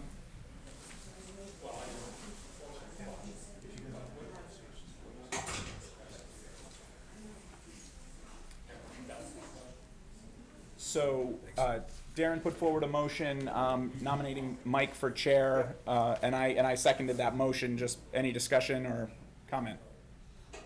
Nope, that's good. That's good. Okay. Joni? I agree. Okay. Motion and a second. Oh, Do you sorry. accept the nomination, Mike? Do you accept the nomination? I accept the nomination, yes, Okay. thank you. Motion and a second for Mike as chair of the planning board. All those in favor say aye. Bob? Aye. Joni? Aye. Mike? Oh, no, wait. I don't know, do I vote? Yeah. Yeah. I say aye. Darren? Aye. I don't think you have to vote, but you can. Thank you. You're abstaining? Okay, that brings us to vice chair. Any nominations? Would you take it, Dylan? That's. I would nominate Dylan. Is that a nomination? Only reason, I mean, I think probably Bob would be up, but him being remote, Yeah. It's always Darren. Darren's been on the side. Darren's gonna run. That's right. Darren just got re-elected. Yeah, I agree that you should definitely be vice chair. With stipulations, though. I ran with stipulations. Oh, did you? I didn't know that. Yeah, I mean, given Bob's proximity, I think that's fine. I'll accept the nomination. Okay, so Wait, who was the second? I'm sorry. I don't know. There was a second. I'll second that. Okay, so Mike motion, Darren seconded. All those in favor of me as vice chair say aye. Bob? Aye. Joni? Aye. Mike? Aye. Darren? Aye. I'll abstain. Okay, now we're on to the various appointments to the different committees and such that we participate in. The first is the representative for NIMCOG. Darren, this has historically been you, I think, ever since I've been on the board, maybe. It has, actually. So I'm happy to let someone nominate else Darren? do it, but yeah, I don't mind doing it again unless someone else wants to do it. It's once a month, it's in Lowell, Yeah. for the most part. I'm happy to do it again unless someone else wants to do it. I'm happy to hand over the reins too, so. I second. There's a motion and a second for Darren to continue to represent the planning board at NIMCOG. All those in favor say aye. Bob? Aye. Joni? Aye. I say aye. Mike? Aye. Darren? Aye. Aye, sure. The next is the representative for the CPC. I've done this now for 4 years, 3 years, 4 years. Kate handed it off to me. It's fine. I like the group. They run an efficient meeting, which I'll give that to, I learned a lot from them. No, they do a great job. So I'm happy to continue. I think I'm in the same position you are with NIMCOG. Like, I'm happy to keep doing it. If somebody feels very strongly that they want to participate in the CPC, I would turn it over, but I have no problem continuing to do it. I'll nominate Dylan. I second. Second, yeah. Okay, motion and a second for me to continue doing the Community Preservation Committee. All those in favor say aye. Bob? Aye. Joni? Aye. Mike? Aye. Darren? Aye. I say aye. Okay, we have the representative to the stormwater panel. This is Mike. Yep, I'll continue doing it. Okay. Nobody I else make a wants it? motion for. Second. Yep. Okay. Motion and a second for Mike for stormwater panel. Any discussion? Okay. All those in favor say aye. Bob? Aye. Joni? Aye. I say aye. Mike? Aye. Darren? Aye. All right. Then we have the Pedestrian Safety Committee. This had been Kate's, the committee that Kate was on. Kate's no longer with us. Mm-hmm. Perfect. I would be happy to do pedestrian safety. Awesome. All right, and I nominate Joni for Pedestrian Safety Committee. I second. Bob, any discussion? No? No? All right. All those in favor of Joni being the Pedestrian Safety Committee rep, say aye. Bob? Aye. Joni? Aye. I say aye. Mike? Aye. Darren? Aye. All right. All right. I would say, Bob, you might have a few appointments when you come back. Yeah, whenever you're here, we're giving you like 3 of these, bud. All right. That brings us to general business item B, which is the MBTA Communities Update. MCMAC membership and contracted consultant. Joe? Yeah, so just very briefly, we have the list of all the folks that have been appointed to the MCMAC, representing the different boards and committees, and also our at-large members and any alternates that those boards or committees or the at-large have. Any questions about any of the members, but that's the list. We'll try to hopefully get that group going sometime soon. All right. Especially now that we do have a consultant on board, it's Dodson and Flinker. That name may be familiar as they helped with the tree and invasive species plan through the MVP grant. So now they're going to be helping us through this MBTA process. Right. Terrific. That's awesome. All right. That's it. That's it? All right. Well, then that is going to bring us to meeting minutes. We do have some minutes. We have the minutes from the May 1st meeting. Is there a motion to approve the May 1st minutes? So moved. Second. All right. Any discussion on the May 1st minutes? No. Mike? We're going to abstain. Oh, you weren't there. My bad. Bob, any comments on the minutes? No. None. And Joni, you weren't there, so. No, I abstain. Okay. Motion and a second to approve the minutes of May 1st. I have nothing. I'm sorry, there was one note. Under correspondence, there is a typo in the packet materials, and that is with respect to correspondence 3E. I believe the date should have been 2023, not 2003. Wow. Yep. Which line was that, Bob? Wow. 292. 292. 292. That's line 292. Yes. Okay. Thank you. Bob, you're Oh, yeah. you're now channeling Kate. I know. It's unreal. Wow. That's amazing. No kidding. Wow. Okay. I don't know how I missed that. Sorry. Because you weren't here. No, that's fine, that's fine. Wow. Okay. Friendly amendment to make it 2023. Good catch, Bob. Motion and a second to approve the minutes of May 1st. All those in favor say aye. Bob? Aye. Joni? Abstain. I say aye. Mike? Abstain. Darren? Aye. Okay.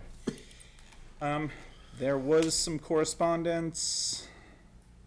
Solid waste and recycling collection policy. I think that was just a reference.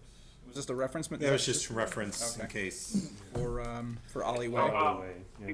Before just saying it's just a reference, I do appreciate this because for me, I was not on the board at the time this came out, so I found it educational. But there is one point I do want to discuss here, and that is with respect to multifamily properties. I appreciate looking at the condominiums, and, we have some larger condominiums. The majority of them have recycling and solid waste pickup.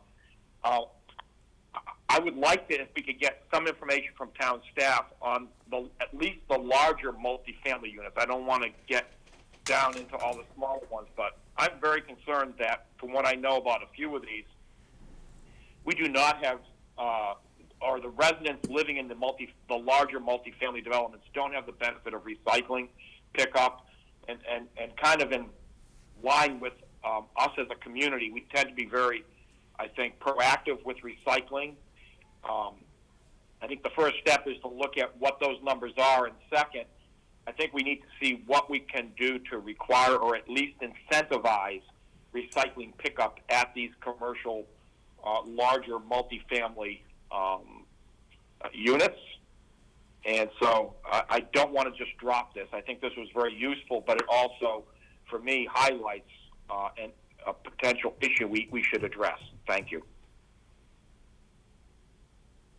Okay. Yeah, makes sense. So it's not simple.